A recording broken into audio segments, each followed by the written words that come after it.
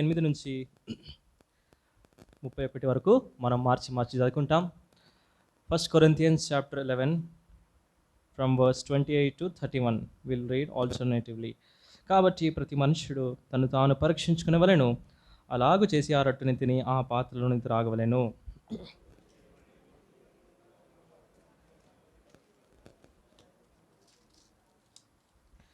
ఇందువలనే మీలో అనేకులు బలహీనులను రోగులై ఉన్నారు, చాలామంది నిద్రించుచున్నారు.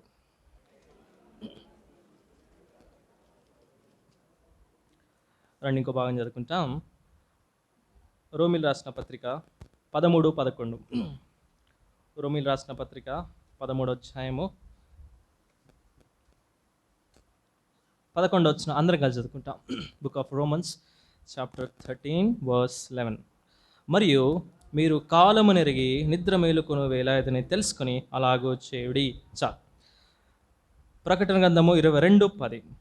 ప్రకటన 22:10. ప్రకటన గ్రంథం 22:10.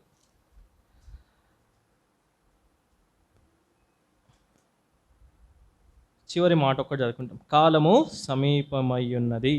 ప్రభు సాయం నిమిత్తమై చిన్న ప్రార్థన చేసుకుంటాం. జీవం కలిగిన దేవా, మహాకాశం పట్టుజాలని మా దేవుడవు, అదే కాల సమయంలో ప్రభా నీ వాక్యం ద్వారా నాతో కూడా మాట్లాడుతూ వచ్చినారు. ఒకప్పుడు లోకంలో నేను చనిపోయిన వాడను, లోక ఆశలకు దురాశలను ఆశించి ప్రభా పాపములను మోసం చేసి చంపింది. ప్రభా చనిపోయిన నన్ను నువ్వు బ్రతికించిన నీ జీవవాక్యము ద్వారా ఈ లోకానికి దిగి వచ్చట ద్వారా నువ్వు నాలో ప్రభా ఆత్మ సంబంధమైన కార్యం జరిగించిన సత్యవాక్యం ద్వారా నన్ను కన్నావు ప్రభా. అందుని బట్టి నిన్ను ఆరాధిస్తూ నిన్ను పూజిస్తూ నేను కొనియాడుతున్నాను తండ్రి. బలలో మేము ప్రవేశించబోతుండగా దేవాని వాక్యం ద్వారా మమ్మల్ని పరీక్షించండి, మమ్మల్ని సరిచేయండి ప్రభా. మేము యోగ్యముగా ఈ బలను తీసుకోవడానికి మరొకసారి మమ్మల్ని నూతనపరచండి దేవా. నీ జీవం గల వాక్యం ద్వారా మీరే మాట్లాడండి. నేను అయోగ్యుడని ఒప్పుకుంటున్నాను ప్రభా. నాకు తెలివి లేదు, జ్ఞానం లేదు, నేను ఏమాత్రమును యోగ్యుని కాదు తండ్రి. నీ బిడ్డలు ఎదుట నిలబడ్డానికి కూడా నాకు ఎటువంటి శక్తి సామర్థ్యము లేవని ఒప్పుకుంటున్నాను ప్రభా. మీరు ఇచ్చిన తరుణం బట్టి నీకు వందనాలు చెల్లిస్తున్నాను. నీ రక్తంతో నన్ను మరొకసారి కడగండి, పవిత్రపరచండి. నీ వాక్యము మమ్మల్ని బ్రతికించి ఉన్నది తండ్రి. మరొకసారి మేము పరీక్షించుచుండగా ఎక్కడెక్కడ ప్రభా మేము పడిపోయినామో ఆ యొక్క సంగతులను మాకు చూపించి మమ్మల్ని సరిచేసి కృప చూపించమని యేసుక్రీస్తు వారి నామములో ప్రార్థించి పెట్టుకుంటున్నాం తండ్రి. ఆమేన్. మీ అందరికి చిన్న మనం ఏంటంటే సమయానికి రావడానికి కొంచెం ప్రయత్నం చేయండి. ఎందుకంటే చాలామంది ఎక్కడైనా వెళ్ళినప్పుడు ఆరాధన వర్తమానంలో తక్కువ మంది ఉంటారు, బలవర్తమానము వచ్చేసరికి ఎక్కువ మంది ఉంటారు కదా. రెండిట్లో ఏది ప్రాముఖ్యము? ఆరాధనే ప్రాముఖ్యం. కాబట్టి దానికి మనం రావడానికి ప్రయత్నం చేయాలి. ప్రభు మహిమార్థం చెప్తున్నాను. నిన్న I'm not boasting my self. నాకు పాప ఉంది. అప్పుడప్పుడు నేను టెస్ట్ చెప్పాను కదా, షీ ఈజ్ ఫిజికలీ ఛాలెంజ్డ్. నడవదు, మాట్లాడదు, చూడదు. 5 years కంప్లీట్ అయింది. ఓకే, ఆ పాపను ఎత్తుకొని మేము సమయానికి వెళ్తాం మందిరానికి. It's almost 5 years. ఇప్పుడు 5 కంప్లీట్ అయిపోయింది, ఆమెకి 6 years. ఒక్కరోజు కూడా మేము లేట్ వెళ్ళలేదు. సో మీకు మీ ఎంకరేజ్మెంట్ కోసం చెప్తున్నా. ఓకే, ఆమెను ఎత్తుకొని ఆమెను తినిపించాలన్నా ఇద్దరు ఉండాలి, ఆమెని స్నానం చేయించాలంటే ఇద్దరు ఉండాలి. ఓకే, ఆమెకు వస్త్రాలు వేయాలంటే ఇద్దరు ఉండాలి. ఒక ఆమె వల్ల కష్టం, తెలుసు కదా, సిస్టర్స్ బాగా తెలుసు. సో అలాంటి సమయంలో కూడా మేము మందిరానికి సమయానికి వెళ్తున్నాం. సో మీరు మరి ఈ విషయంలో ఆలోచించండి. మరి మీరు ఎందుకు లేట్ వస్తున్నారో మీరే పరీక్షించుకోవాలి. సో సమయానికి రావాలి, వస్తేనే ప్రభువుని మనం మహిమపరిచినట్టు కదా. సో ఆ విషయంలో మీరు ఇది చిన్న సజెషన్లా తీసుకోండి, మనసులో బాధపడద్దు. ఓకే, బలను మనం సమర్పించుండగా ప్రభు మన దగ్గర ఆశించినది ఏంటంటే మన జీవితంలో ఆయన కోరినట్టుగా మనం జీవించాలి కదా. యేసుప్రభు ఎట్లున్నాడో మనం అట్లనే ఉండాలి. ఈ లోకంలో ప్రజలు మనం చూసినప్పుడు హీ ఈజ్ క్రైస్ట్ అంటే ఇతనిలో దేవుడు ఉన్నాడు, వీడు దేవుని బిడ్డరా అని చెప్తూ ఉంటారు కదా. కాలేజీలో, స్కూల్స్లో మనం కొంచెం భక్తిగా ప్రవర్తిస్తూ ఉన్నప్పుడు అరే వీడు యేసు బిడ్డరా, వీడు దేవుని బిడ్డరా అని ఎగతాళి చేస్తూ ఉంటారు. నిజమే, వాస్తవం, అట్లుండాలి మనం ఈ లోకంలో. అదే దేవుడు కోరుకుంటున్నాడు. అలా ఉండాలంటే మనం దేవుని వాక్యానుసారంగా జీవించాలి కదా. అలా జీవించలేకపోతాం కొన్నిసార్లు. ఈ లోక మాలిన్యం మనం అంటుతుంది. ఈ లోకం యొక్క పాపము, కల్మషము మన మీద ప్రభావం చేస్తూ ఉంటుంది. ఈ శరీరం మనల్ని ఎంతో బలహీనం కావాలంటాడు కదా, చావుకు లోనైన ఈ శరీరం ఉన్నంత కాలము ప్రభు బల్ల మనకు ఉండాల్సిందే కదా. ఎందుకంటే ఈ శరీరం ఎప్పుడూ ఆకర్షిస్తుంది లోకం. ఆత్మ ఎప్పుడు దేవుని వైపు ఆకర్షిస్తాం. ఈ రెండింటి మధ్యలో మనకు పోరాటం ఉంది కాబట్టి మనము ఎక్కువగా ప్రభు మీద ఆధారపడాలని ఈ బల్ల మనకు జ్ఞాపకం చేస్తాం. మనం చదువుకుంటూ వచ్చిన ఈ భాగాల్లో కాలం గురించి చదువుకుంటూ వచ్చినాం కదా. కాలము ఎరిగిన వారే, రోమిల్ రాష్ట్ర పత్రిక 13:11 చదవండి ఎవరైనా. మరియు మీరు కాలము, చాలు, కాలము ఎరగాలి. ఏ కాలంలో ఉంటున్నాము అది 2025 అని చెప్తారేమో మీరు, అది కాదు. దేవుని వాక్యం రకరకాల కాలాలు ఉన్నాయి కదా. ఏ కాలంలో ఉంచినాము? ప్రభు రాకడ దేవుని వాక్యం ఏం చెప్తుంది? కాలము సమీపమై ఉన్నది. ఏ కాలము? ప్రభు రాకడ అంటాం కదా. కానీ ప్రియులారా, మనము ఎరగని వారుగా ఉండకూడదు. అందుకే బుద్ధి గల కన్యకలు, బుద్ధి లేని కన్యకలు ఉపమానం ప్రభు ఎందుకు చెప్పినాడు? We should know the time. ప్రభు ఎప్పుడు వస్తాడో తెలియదు, ఏ కాలమో తెలియదు. అందుకే మనం బుద్ధి గల వారి సిద్ధపడి ఉండాలనేది దేవుడు మనతో నేర్పిస్తున్నాడు. ఒక సమయం వస్తుంది, ఎప్పుడు వస్తుందో తెలియదు. We don't know when the time will come.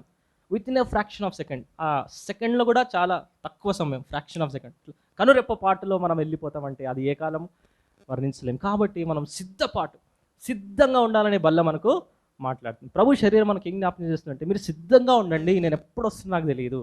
So ఈ కాలము ఏంటి అనేది చూస్తే శిష్యులు యేసుప్రభు దగ్గర వచ్చి అడుగుతూ ఉంటారు, ప్రభువా నువ్వు తిరిగి వస్తున్నావు కదా, ఆ కాలం ఏంటిది మాకు చెప్పమంటే ప్రభు కొన్ని మాటలు చెప్పినాడు. చూడండి, మత్తయి సువార్త 24వ అధ్యాయం రండి. మత్తయి సువార్త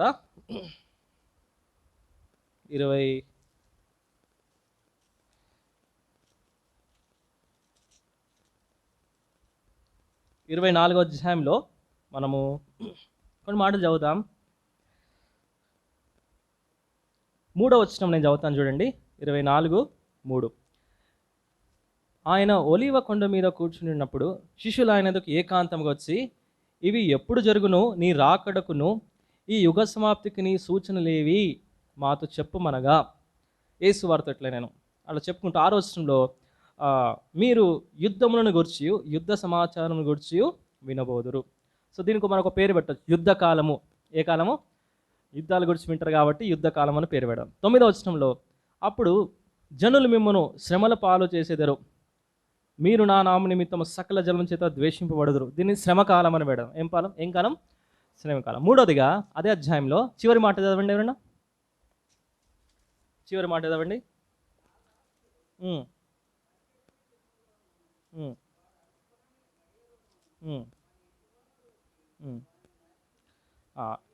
ఓకే, క్షమించాలి సిస్టర్. 14వ వచనం చదువుదాం. 24:14 మరియు ఈ రాజ్య స్వార్థ సకల జనములకు సాక్షార్థమై లోకమంతటను ప్రకటింపబడును, అటు తర్వాత అంతము వచ్చును. సో ఇది కోతకాలము. 3 కాలాలు. ఏ కాలము? యుద్ధకాలము, శ్రమకాలము, కోతకాలం. సో ఈ 3 కాలాలు మనము ఎరగాలని ప్రభు, ఇంకా చాలా ఉన్నాయి, ప్రభు సమయము మనకి ఇచ్చిన కొలది మనము ఈ 3 ధ్యానం చేసుకుంటాం. మొట్టమొదటిగా యుద్ధకాలము. మనము యుద్ధకాలంలో ఉన్నామని మనము జ్ఞాపకం చేసుకోవాలి. యోబు రాస్తూ అంటాడు చూడండి 7:1 యోబు రాసిన గ్రంథము 7:1 మనకు తెలుసు కదా. భూమి మీద నరుల కాలము యుద్ధకాలము కాదా? కాదా అంటే అవును అని చెప్పాలి కదా. కాదా? అవును. యుద్ధకాలంలో ఉంచిన మనము, ప్రభు కూడా చెప్పినారు, శారీరక సంబంధంగా భౌతికంగా ప్రభు చెప్పినాడు ఏంటంటే అక్కడక్కడ యుద్ధాలు జరుగుతాయి, యుద్ధం గురించి సమాచారం మీరు వింటారు, అది నా రాకడకు ఏంటి సూచన. అయితే ఆత్మీయంగా మనం దాన్ని తీసుకుంటే కూడా ఆత్మీయ యుద్ధంలో మనం ఉన్నామా లేదా కదా. గలతీ రాసిన పత్రికలో 5వ అధ్యాయంలో పౌలు రాస్తా అంటాడు, శరీరము ఆత్మ ఈ రెండు ఒకదానినొకటి వ్యతిరేకముగా పోరాడుచున్నవి. సో మనము ఈ భూమి మీద బ్రతికినంత కాలము ఆత్మీయంగా యుద్ధ కాలంలో ఉంచున్నాము. దీనిని మనం కాదనలేం. ఈ యుద్ధ కాలంలో ప్రభు మనం గెలవాలని కోరుకుంటున్నాడు. He wants us to be a victorious person కదా. విజయవంతులుగా ఉండాలని ప్రభు కోరుకుంటున్నాడు. మనం ఓడిపోయేవారుగా ఉండాలని ప్రభు ఎప్పుడూ కోరుకోడు. సో ఈ యుద్ధ కాలంలో మనం ఎట్లా జీవిస్తున్నాం, బల్ల దగ్గర మనం పరీక్షించుకోవాలి. ఈ ఆత్మీయ యుద్ధంలో మనం ఎట్లా జీవిస్తున్నాం. ఉదాహరణ చూసుకోండి, మానవుని యొక్క శరీరం. అసలు హూ ఆర్ యూ అంటే ఏం చెప్తాం మనం? మన పేరు చెప్తామా కదా. హూ ఆర్ యూ అంటే I'm so and so person. దేని వాక్యానుసారిగా I'm a spirit, I'm a spirit, I have a soul, I live in body. చెప్పండి, I'm a spirit, I have a soul, I live in body. అంటే మనము ఆత్మయే ఉన్నాం, మన శరీరం కాదు, మనం ఆత్మయే ఉన్నాం. మనలో ప్రాణం ఉంది, నేను శరీరం కలిగి ఉన్నాను. కొంచెం అర్థం చేసుకోవడం కష్టమే, వినండి. నేను ఆత్మయే ఉన్నాను, ఐఎమ్ స్పిరిట్. ఎందుకంటే దేవుడు నన్ను సృష్టించినప్పుడు తన యొక్క జీవవాయు నాలో వదిలినాడు కాబట్టి నేను ఆత్మ. ఓకే, నాలో ప్రాణం ఉంది. ప్రాణము అంటే లైఫ్. ఓకే, రక్తము ప్రాణం. నాకు శరీరం కలిగి ఉన్నాను. ఎందుకంటే ఒక దినం వస్తుంది ఈ శరీరం మనం విడిచిపెట్టి పోతాం కదా. శరీరం విడిచిపెట్టిన వెంటనే ఏం వెళ్ళిపోతుంది మనలో నుంచి? ప్రాణం పోతుంది. ప్రాణం పోతుంది అంటే ప్రాణం పోయిందంటే శరీరం పోయినట్టు. మిగిలినది ఏంటిది? ఆత్మ. కాబట్టి వీఆర్ స్పిరిట్. మనం ఆత్మ. ఇది మర్చిపోకూడదు. చనిపోయినప్పుడు ఏమంటారు? అరే ఆత్మ వచ్చిందంటారా? Dead body వచ్చిందంటారా? ఏమంటారు? అంటారు లేదా? బాడీ వచ్చిందా లేదా అంటారు, కానీ స్పిరిట్ వచ్చిందా లేదా అంటారా? సో బాడీ ఇంకా ఈ శరీరము మనము మరణించేంత వరకు ఉంటుంది మనతో. అయితే ఈ రెండింటి మధ్యలో ఉన్నది ఏంటిది? ప్రాణం. బాడీ, సోల్, స్పిరిట్ మధ్యలో ఏముంది? ప్రాణం. ఇది చాలా ప్రాముఖ్యమైనది. ఇది ఏం చేస్తుందంటే ఇది ఎటు వంచితే అటు వంగుతుంది. సండే స్కూల్లో మీరు విన్నారా? బ్లాక్ డాగ్, వైట్ డాగ్, నల్ల కుక్క, తెల్ల కుక్క స్టోరీలో అంటే తెలుసు కదా. ఏ కుక్కను ఎక్కువ పోషిస్తే ఆ కుక్క ఎక్కువ శక్తి కలిగి ఉంటుంది. నల్ల కుక్కను ఎక్కువ మటన్, చికెన్ పెట్టి దానికి బలమైన ఫిష్ పెట్టి వారం అంతా పోషించి, ఈ తెల్ల కుక్కకు మీరు ఓన్లీ సాంబార్ పెట్టారనుకోండి, రసం సాంబార్ పెడితే దీనికి ఎక్కువ పవర్ ఉంటుంది. ఎందుకంటే దాన్ని ఎక్కువ పోషిస్తున్నాం.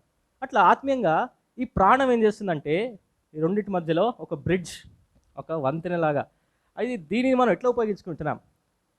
ప్రాణాన్ని దావీదు ఎట్లా ఊహించుకున్నాడు? నా ప్రాణమా యెహోవాను స్తుతించు. ఒక వ్యక్తి అన్నాడు, నా ప్రాణమా. చూడండి, అర్థమవుతుంది కదా. ప్రాణాన్ని ఎట్లా వినియోగించుకోవాలనేది మన చేతిలోనే ఉంది. ఈ ప్రాణాన్ని ఎట్లా వినియోగించుకోవాలో మన చేతిలోనే ఉంది. ఈ ప్రాణమే చాలా ఇంపార్టెంట్. మన బ్రతికినంత వరకు ఈ ప్రాణమే. ప్రాణం పోయిందంటే ఏం చేయలేం, కథం. ఇక స్పిరిట్ దేవుడు ఇచ్చినాడు, అప్పుడు తీర్పులో మనం నిలబెడతాం. కాబట్టి ఈ ప్రాణము ఈ మధ్యలో ఉంటుంది కాబట్టి ఇది ఆలోచిస్తుంది. ఏం చేస్తుంది? It thinks. థాట్స్ ఎక్కడి నుంచి వస్తాయి? మనసులో నుంచి వస్తాయి కదా. ఈ ప్రాణం అనే మనసు నుంచి. నా ప్రాణమా తినుము త్రాగుము అంటున్నాడు. ఎక్కడ? ఆలోచనలు చెప్పుకుంటున్నాడు. సో ఆలోచనలు ఎక్కడ పుడతాయి? ప్రాణంలో పుడతాయి. ప్రాణంలో పుట్టిన ఆలోచనలో ఏది నెరవేర్చుకుంటుంది? Either body or spirit. తినుము త్రాగుము సుఖించమన్నప్పుడు శరీరం తీసుకుంటుంది దాన్ని. అబ్బో తినమంటున్నాడు, చలో తిందాం. త్రాగమంటున్నాడు, తాగుదాం. అదే నా ప్రాణమా నీవేళ నాలో కృంగి ఉన్నావు, నా ప్రాణమా అని దేవుని దగ్గర మొరపెట్టిన వాళ్ళు చాలా మంది. దావీదు ఎప్పుడు ప్రాణము ఎక్కడ? దేవుని మందిరానికి. నా ప్రాణము తృష్ణ కొనొచ్చున్నది. దేని కొరకు? బిర్యానీ తిందామనా, చికెన్ తిందామనా, మటన్ తిన కాదు, దేవుని మందిరంకు నా ప్రాణము. సో ఇప్పుడు మనం పరీక్షించుకోవాల్సిందండి, మన ప్రాణం దేని కొరకు తృష్ణ కొనొచ్చున్నది. అదే చెప్పాను కదా, ఆలస్యంగా మందిరానికి రాకూడదని. ఎందుకంటే ఇప్పుడు చూడండి, ఫ్లైట్ మిస్ అవ్వాలంటే చాలా కష్టం. ఎవరు మిస్ చేసుకోరు కదా. ఎక్కడికి పోవాలంటే అటు 2 గంటల ముందు ఉంటాం కదా. ఇవన్నీ మనకు తెలుసు, కానీ అప్లై చేసుకోం. అదే మనతో వచ్చిన ప్రాబ్లం. పెద్దవాళ్ళు అయితే ఇంకా చాలా ముందు ఉంటారు. ట్రైన్కి 1 గంట ముందు తీసుకెళ్తారు స్టేషన్కి. పిల్లలకు కోపం వస్తూ ఉంటుంది, ఇంకా గంట ముందు తీసుకుపోయిన డాడీ, వేర్ ఈజ్ మై ట్రైన్లో చూసుకోవచ్చు కదా, యాప్లో ఎక్కడుందో మనకు తెలుస్తుంది, 5 నిమిషాల ముందు పోతే సరిపోతుంటే లేదు, అవన్నీ తప్పంటారు. సో సిద్ధపాటు చాలా ఉంటుంది. సో మందిరానికి వచ్చినప్పుడు కూడా మనం శనివారమే సిద్ధపాటు కలిగి ఉండండి. చాలామంది ముందే వండుకుంటారు, తర్వాత వండుకుంటారు, అది మీ ఇష్టం. బట్ టైంకి మందిరానికి రావాలి. అట్లా వస్తే slowly God will bless us. దేవునికి మనం ప్రాధాన్యత ఇస్తున్నామని అర్థం. నేను తినకపోయినా పర్లేదు, నాది మందిరానికి వెళ్తాను. కొంతమంది టిఫిన్ చేస్తేనే వస్తారు మందిరానికి, అంటే అది కష్టం. అది ప్రాణం ఏం చేస్తుంది? తిను ఫస్ట్, నీరసం అయిపోతావు, కళ్ళు తిరిగి పడిపోతావు, అవన్నీ చెప్తూ ఉంటుంది. కానీ ఈ దేవుని కొరకు మనం తృష్ణ కంటే దేవుడు అవన్నీ కాకుండా చేస్తాడు. సో ఈ ప్రాణం అనేది చాలా ప్రాముఖ్యం. ఆత్మ, ప్రాణ, దేహం. తెస్సలోనికీయులకు రాసిన మొదటి పత్రిక 5వ అధ్యాయంలో ఆ మాట ఉంటే చూడండి. 1 Thessalonians chapter 5 అక్కడ ఒక మాట, నా ఆత్మ ప్రాణ దేహంలోను.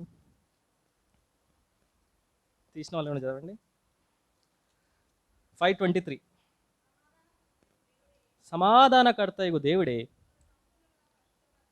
మిమ్ములను సంపూర్ణులుగా పరిశుద్ధపరచును గాక, మీ ఆత్మయు జీవమును శరీరమును మన ప్రభు అయిన యేసుక్రీస్తు రాకడి యందు చాలు నిందారహితముగాను. ఇదంతా మనకు తెలుసు. అంటే మన ఆత్మ, ప్రాణ, దేహం ప్రభు రాకడ వరకు నిందారహితంగా ఉండాలి, సంపూర్ణులుగా ఉండాలి అనేది దేవుని యొక్క కోరిక. కాబట్టి తెలుగులో జీవం అని ఉంది, ఇంగ్లీష్లో స్పిరిట్, సోల్ అండ్ బాడీ. అంతే కదా. స్పిరిట్, సోల్ అండ్ బాడీ, ఈ 3 కూడా మనము నిందారహితంగా కాపాడుకోవాలి. దేహమును కూడా మనం ఎందుకు కాపాడుకోవాలంటే మీ దేహము దేవుని వలన మీకు ఆలయం ఉన్నది. ఈ దేహం ఉన్నంత వరకే పరిశుద్ధాత్మ దేవుడు మనం నివసించి తన కార్యం జరిగిస్తాడు. ఈ దేహం పోయిన తర్వాత ఇంకేం చేయలేం కదా. అందుకే ఆలయం గురించి మనం ధ్యానించినప్పుడు ఓల్డ్ టెస్ట్మెంట్ నుంచి మనం చూసుకుంటా ఉంటే there was importance given to place. దేవుని మందిరం ఒక స్థలముకు ఇంపార్టెన్స్ ఇవ్వబడింది ఓల్డ్ టెస్ట్మెంట్లో. సొలొమోన్ మహారాజు మందిరం కట్టినాడు కదా, ఆ మందిరం స్థలము ప్రాముఖ్యమైనది. కానీ దాని తర్వాత దేవుడు అన్నాడు, లేదు లేదు అది కాదు నాకు ప్రాముఖ్యమైనది, మీరే నాకు ప్రాముఖ్యమైన వాళ్ళు అంటే కూడా వినలేదు వాళ్ళు. లేదు మాకు ఆలయమే ఇంపార్టెంట్, దేవుని ఆలయమే అంటే దేవుడు ఏం చేసినాడు, దాన్ని శత్రువులకు అప్పగించినాడు, కాల్ చేసినాడు, దాన్ని సర్వనాశనం చేసినాడు. సో అప్పుడైనా తెలుసుకుంటారేమో నా ప్రజలు, ఆలయం కాదు అక్కడ ఇంపార్టెంట్, మీరు నాకు కావాల్సిన వాళ్ళంటే అప్పుడు కూడా వినరు. మరలా సెకండ్ టైం కట్టినప్పుడు కూడా యేసుక్రీస్తు ప్రభువారు చెప్తాడు కదా, దీని రాయి మీద రాయి కూడా ఉండదు, కాల్ చేయబడుతుంది అని చెప్పినాడు. అప్పుడు కూడా వారు వినలేదు. ఈ మందిరాన్ని చూసినావా, 46 సంవత్సరాలు కట్టినాం మేము, it took 46 years to construct this huge temple అని యేసు ప్రభు గారు చెప్తే ప్రభు అంటున్నాడు, అయ్యయ్యో వీళ్ళకి ఇంకా తెలియట్లేదు కదా. ఆ మందిరం కాల్చినప్పుడు అంట AD 70లో చక్రవర్తి వచ్చి రెండోసారి మందిరం కట్టినప్పుడు దాన్ని కూడా కాల్చేస్తారు. అది కూడా బంగారంతో ఉంటుంది కాబట్టి ఆ బంగారం కరిగిపోయి రాళ్ళ మధ్యలో ఇరుక్కుపోయిందట. స్టోన్స్ మధ్యలో బంగారం ఉన్నప్పుడు ఆ స్టోన్స్ తీయాల్సి వచ్చిందట, ఒక్కొక్క రాయి తీసి బంగారం తీసుకోవాల్సి వచ్చింది. ప్రభు చెప్పిన మాట ఖచ్చితంగా నెరవేరింది. ఒక్క రాతి మీద కూడా రాయి ఉండకూడదు అంటే బంగారం తీయడానికి they have to every stone, ప్రతి రాయి తీసి బంగారాన్ని తీసుకోవాల్సి వచ్చింది. సో అది కాదు ఇంపార్టెన్స్. అందుకే ఆ ప్లేస్ బికమ్ పర్సన్, ఆ స్థలం ఏమైంది, వ్యక్తి, మనమే ఆయం. ఈ ఆలయం మనమే కాబట్టి ప్రభు మనం నివసించాలని కోరుకుంటున్నాం. ఆలయం అంటే దేవుడు లేకుండా ఆలయం ఉండదు కదా. సో దేవుడి స్థానం లేకుండా ఆలయం ఎట్లా అవుతుంది? మనం జీవంగల దేవుని ఆలయమే ఉన్నామని భక్తుడు అంటున్నాడు. అప్పుడు దేవుడు మనలో ఉండాలంటే సో దేవుడు కోరుకున్నట్టు మనం జీవించాలి కదా. యుద్ధకాలంలో మనము ఏం చేయాలంటే యుద్ధం చేయాలి, తెలుసు అందరికీ కదా. యుద్ధం చేయాలంటే ఎలా యుద్ధం చేయాలి? So we are not fighting with you know ఏముందాడ ఎఫిషియన్స్లో చదవండి, 6వ అధ్యాయంలో ఒక మాట ఉంటుంది కదా, మనం పోరాడున్నది శరీరులతో కాదు. ఎఫెసీ రాసిన పత్రిక 6వ అధ్యాయము అందరం కలిసి చదువుదామా? చక్కని మాట, 12వ వచనం. ఏలైనగా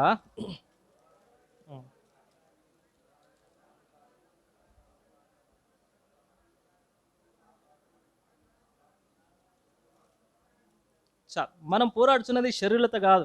చాలా వరకు మనం పోరాడుతూ ఉంటాం కదా, అలాంటి మనకు పడదు, ఓకే, ఈ సిస్టర్ అంటే మనకు పడదు, పక్కనే కూర్చుంటారు. కానీ అరే ఈరోజు నా పక్కన ఎందుకు కూర్చుంది ఈమె, లేచి వెళ్తే బాగుండదేమో అనుకుంటాం. కానీ ఇది శరీరులతో పోరాడేది. కానీ ప్రియులారా, మనందరం దేవుని యొక్క స్వరూపంలో సృష్టించబడ్డాం కాబట్టి ఇవన్నీ ఉండకూడదని దేవుని కోరిక.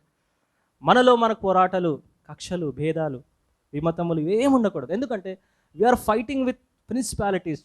ఆ ఉన్నతమైన దేవుల ఆకాశ మండలంలో ఉన్నాయి, గొప్ప గొప్ప సమూహంలు ఉన్నాయి, దురాత్మల సమూహం ఉంది. సమూహం అంటే ఎంత పెద్ద మాట. ఉదాహరణకు సమూహం అంటే మేము చెప్తాను. యేసు ప్రభువారు భూమి మీద ఉన్నప్పుడు సేన అనే దయ్యం పట్టింది ఒక అతను. ఎన్ని దయ్యాలు ఉన్నాయంట? దాదాపు 2000. ఒక్క వ్యక్తిలో 2000 దయ్యాలంటే ఒక్క చిన్న దయ్యం పడితేనే ఎవ్వరుండం ఇక్కడ, అందరు పారిపోతాం. చూసారు ఎప్పుడైనా మీరు దయ్యం పట్టిన వాళ్ళని? ఒక సిస్టర్ చేయి మీద ప్రార్థన చేస్తున్నారు మా ఎల్డర్స్, ఒక దగ్గర పోతే నేను చూసిన అనమాట. ఆమె నుంచి వెళ్ళిపోతా ఉంది, పోతున్నా అని గట్టిగా కేకలేసి కింద పడిపోయి అందులోంచి వెళ్ళిపోతా ఉంది ఆమె. సో ఒక్క దయ్యానికి మనం భయపడిపోతాం కదా. ఫస్ట్ టైం చూసినప్పుడు నాకు కూడా కొంచెం భయం వేసింది, 2000 దయ్యాలంటే. సో మనం పోరాడుతున్నది ఆ దయ్యాలతోటి, కనబడవు కానీ దురాత్మల సమూహం ఉంది ఆకాశ మండలంలో. ఆకాశ మండలానికి వాడు అధిపతి, ఈ లోకానికి వాడే అధిపతి ప్రస్తుతానికి. కాబట్టి వాడి ఇష్టం, వాడు ఎట్లా మన మీద దాడి చేయాలి. పైనున్న వాడి చాలా సులువుగా దాడి చేస్తాడు కదా. ఇప్పుడు పైనుండి మనకు చిన్న రాయి వేసినా కూడా, ఒక ఏరోప్లేన్ నుంచి చిన్న ఇంత రాయి వేసినా కూడా తల వలిగిపోతుంది మనకు కదా. సో పైనుండి దాడి చేయడం చాలా సులువు కాబట్టి వాడు చాలా సునాయాసంగా దాడి చేస్తాడు. అందుకే సులువుగా చిక్కులు పెట్టు పాపం మనము ఏం చేస్తున్నా అంటే మనల్ని పడేస్తున్నాయి. అందుకే ప్రభు అంటున్నాడు, యుద్ధకాలంలో మీరు ఈ అపవాదితో మీరు పోరాడాలంటే మీ శక్తి సరిపోదు, your strength is not sufficient. అందుకే దేవుని శక్తితో మనం పోరాడాలి. ఈ దురాత్మల సమూహం లేకుండా దానికంటే పైన ఎవరున్నారు? మన దేవుడు దానికంటే పైన ఉన్నాడు కాబట్టి అక్కడి నుంచి ఆయన చెప్తున్నాడు, సి ఐఎమ్ విత్ యూ. ఈ దురాత్మల సమూహంలో మధ్యలో ఉన్నాయి, దాన్ని నేను తొక్కగలను, నా కాళ్ళ కింద ఉన్నవి అవి మీ కాళ్ళ కింద కూడా నేను తీసుకొస్తాను. కాకపోతే when you trust me, when you are with me, ప్రభుతో పాటు మనం ఉండాలి. యుద్ధకాలం మనం ఒకటే గ్రహించాలి, ఐ ఫైటింగ్ విత్ ప్రిన్సిపాలిటీస్. ఈ దురాత్మల సమూహంతో పోరాడుతున్నానా, ఈ యొక్క శరీరాలతో పోరాడుతున్నా? మనం శరీరాలతో పోరాడుతుంటే ఆత్మీయంగా ఓడిపోతున్నాము. దురాత్మల సమూహంతో పోరాడుతుంటే ఎప్పుడైనా సిస్టర్ మనం తిట్టిందనుకో, మనం అరే ఈమెలో ఉన్న దురాత్మ సమూహం నాతో పోరాడుతుంది కానీ ఈ సహోదరి నాతో కాదు పోరాడేది అనుకోవాలి. ఆ స్థాయికి మనం రావాలి. అర్థమవుతుంది కదా. సో ఆ స్థాయికి వచ్చినప్పుడే మనం గ్రహించగలం మనం ఎవరితో పోరాడుతున్నాం. అప్పుడప్పుడు మనకు గొడవలు అవుతూ ఉంటాయి భార్యాభర్తలు కదా. నేను కూడా పెళ్ళైంది కాబట్టి నేను కూడా చెప్పగలను. అప్పుడప్పుడు చిన్న చిన్న గొడవలు అవుతూ ఉంటాయి. తర్వాత మనం గ్రహిస్తాం ఏమని, అరే ఈ శత్రువు తీసుకొచ్చిండు మన మధ్యలో ఈ కారు, ఎవడు తీసుకొచ్చిండు. మనం ఎప్పుడైతే మళ్ళీ ఫ్యామిలీ ప్రేయర్లో కూర్చుంటామో అప్పుడు గ్రహించుకుంటాము ఈ సాటానిక్ థింగ్ ఇదంతా, మనం అరుచుకున్నాం ఇదంతా ఏంది శత్రువు అంటే. అట్లా ఆ గ్రహింపులోనికి మనం వస్తే కానీ మనము ఈ ఆత్మీయ జీవితంలో ముందుకు సాగం. లేదు ఎడమొహం పెడమొహం అంటారు కదా, అట్లా పెట్టుకుంటా అంటే ఇక మాటలు ఉండవు ఏముండవు. సో మనమే ఫైటింగ్ చేసుకుంటున్నాం. So that is not the purpose of God. దేవుని యొక్క ఉద్దేశం అది కాదు. కాబట్టి యుద్ధకాలంలో మనము శత్రువుతో ఫైట్ చేసి ఆయనను జయించాలి. అంటే ఏం కావాలి మనకి, కొన్ని విషయాలు చూద్దాం రండి. నిర్గమకాండం ఒక చిన్న ఉదాహరణ తీసుకుందాం, ఏ విధంగా మనము అపవాదిని ఓడించగలము. నిర్గమకాండము 15వ అధ్యాయము, నిర్గమకాండము క్షమించాలి 15 కాదు, నిర్గమకాండం 17వ అధ్యాయం 17th చాప్టర్. నిర్గమకాండము 17వ అధ్యాయము 8 నుంచి 16 వరకు మనం మార్చి చదువుకుంటే చాలా బాగుంటుంది. ఈ యొక్క అధ్యాయంలోనే మనకు చాలా విషయాలు దొరుకుతున్నాయి. కాబట్టి 17వ అధ్యాయం నిర్గమకాండం 8 నుంచి 16 వరకు మార్చి చదువుకుంటాం. తర్వాత అమాలేకులు వచ్చి రెఫీదీంలో ఇశ్రాయేలుతో యుద్ధము చేయగా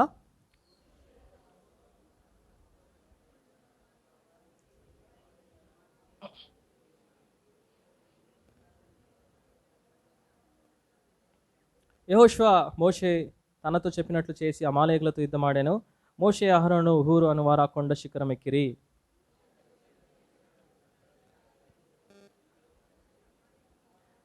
మోషే చేతులు బరువెక్కగా వారు ఒక రాయి తీసుకుని వచ్చి అతడు దాని మీద కూర్చున్నట్టుకే దాన్ని వేసిరి. అహరోను హూరులు ఒకడు ఈ ప్రక్కను ఒకడు ఆ ప్రక్కను అతని చేతులను ఆదుకొనగా అతని చేతులు సూర్యుడు అస్తమించే వరకు నిలకడగా ఉండెను.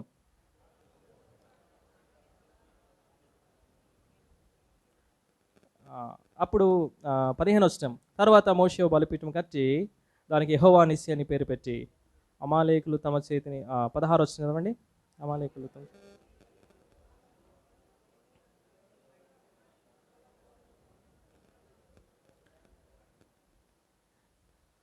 చదువు ఈ యొక్క భాగం మనందరికి తెలుసు. కాకపోతే ఇది ఆత్మీయ యుద్ధము. మనము శత్రువుతో పోరాడుతున్నాం కాబట్టి ఈ శత్రువుతో పోరాడేటలో మనకు ఏమి కావాలి జయం పొందడానికి. ఎందుకంటే ఈ అధ్యాయంలో చదువుతూ చివరిలో యెహోవా నిస్సి అన్న మాటకి ఇంగ్లీష్లో ఏముంది, లార్డ్ ఇస్ మై బ్యానర్ అని ఉంటుంది కదా, లేకపోతే యెహోవా నా ధ్వజము. ధ్వజము ఎప్పుడు ఎత్తుతాం మనము, జయం పొందినప్పుడే ఎత్తుతాం. సో ఈ జయం పొందడానికి ఇక్కడ వీళ్ళు చేసిన సంగతులు ఏంటి, లేకపోతే వీళ్ళు ఎలా అప్రోచ్ అయ్యారు అన్నది చూద్దాం. చూడండి, అమాలేకులు అన్నది శరీరానుసారులు కదా, మనందరికీ తెలుసు. శరీరానుసారులు ఎప్పుడు ఈ అమాలేకులు ఇశ్రాయేలుకి యుద్ధము తరతరములకు ఉంటూనే ఉంటుంది. చివరిలో మనం చూసినాం కదా, యెహోవాకు అమాలేకులతో తరతరములకు యుద్ధము. నేను ఈ శరీరము ఆత్మ ఎప్పుడు తరతరములకు ఏముంటుంది, యుద్ధం ఉంటూనే ఉంటుంది. కాబట్టి ఈ యుద్ధంలో మనం ఎట్లా అప్రోచ్ అవ్వాలి అని చూస్తా అంటే ఇక్కడ 4 సంగతులు ఉన్నాయి. ఈ 4 సంగతులు అపోస్తుల కార్యం 2వ అధ్యాయం 42వ వచనానికి కరెక్ట్గా గుర్తుగా ఈ ఆర్డర్లో ఉంటాయి అన్నమాట. అపోస్తుల బోధ ఏందనో, సహవాసం ఏందనో, రొట్టె విరుచుట ఏందనో, ప్రార్థన. ఈ 4 విషయాలు ఎప్పుడైతే మనం ఎడతెగక ఉంటామో అప్పుడే మనము విజయవంతులుగా ఉంటాము కదా. భక్సింగ్ గారికి దేవుడు ఇచ్చిన దర్శనమే అది, యాక్ట్స్ 2:42. ఆ 4లో ఉంటే చాలు, ఇంకా మనం అపవాదిని ఖచ్చితంగా ఓడిస్తాం. మనలో చాలామంది ఉండము కాబట్టి ఓడిపోతా ఉంటున్నాం. చూడండి, మొట్టమొదటిగా చూద్దాము. ఇది ఆర్డర్లో ఇక్కడ ఆర్డర్లో లేదు, బట్ మనం తర్వాత ఆర్డర్లో పెట్టుకోవచ్చు. మొట్టమొదటిగా మోషే తన చెయ్యి పైకెత్తినప్పుడు అన్నది ప్రార్థనకు గుర్తుగా ఉంది కదా. మోషే తన చెయ్యి పైకెత్తినప్పుడు ఇశ్రాయేల్ గెలిచినారు. చాలా సింపుల్ అర్థం చేసుకోవడానికి, దీంట్లో ఏం మర్మాలు ఏం లేవు.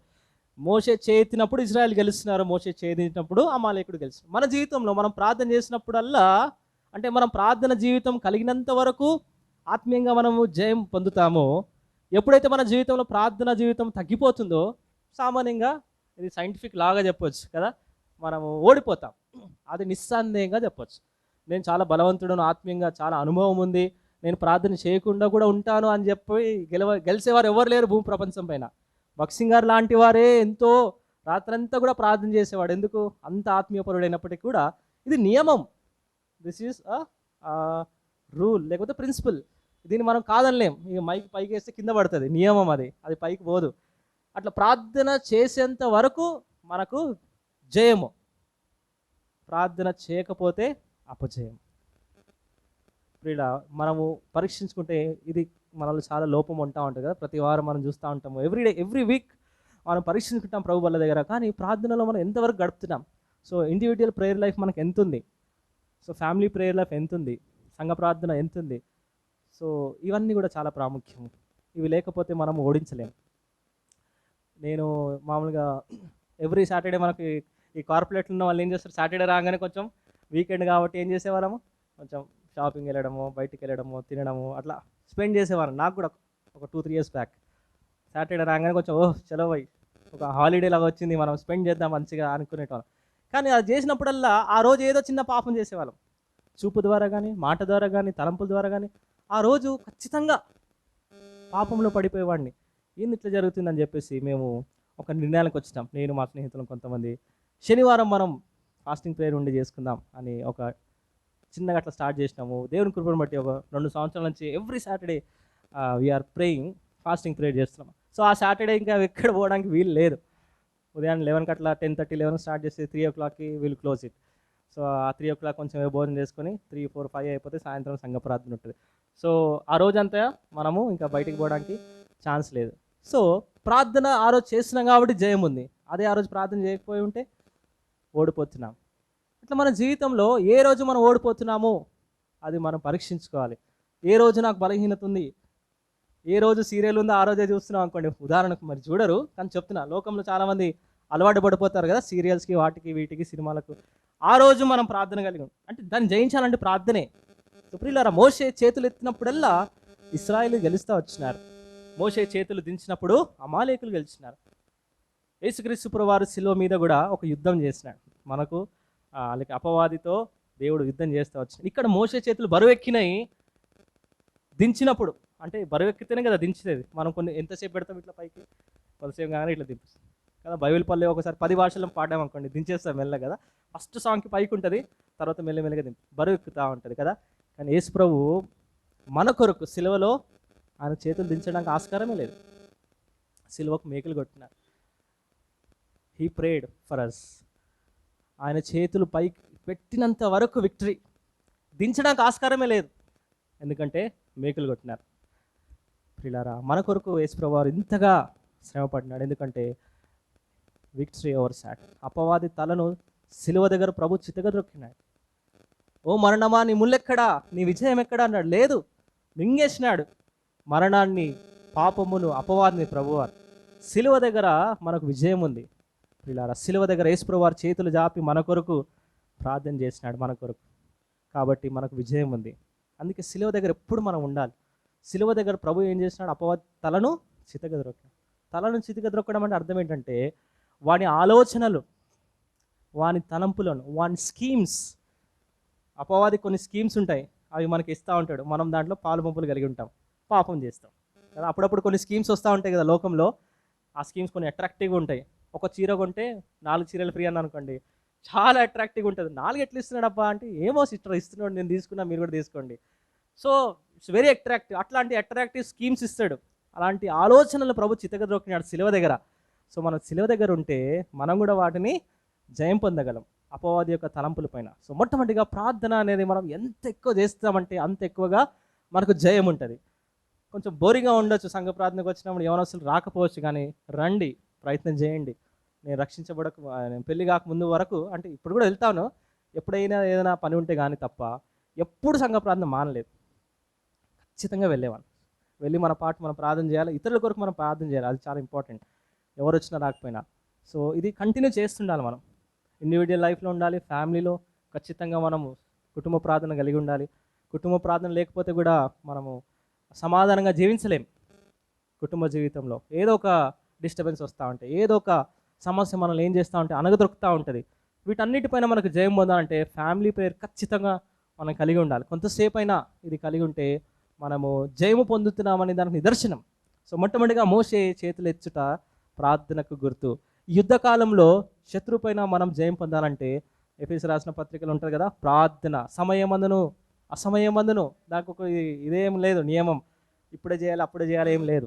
నమాజ్ చేస్తూ ఉంటారు కదా ముస్లిమ్స్, వాళ్ళకు ఒక టైం ఉంటుంది. ఓ టైమే ఓ లోग दुआ करते और बाकी समय ఇంకా వాళ్ళ ఇష్టం. కానీ మనం అట్లా కాదు.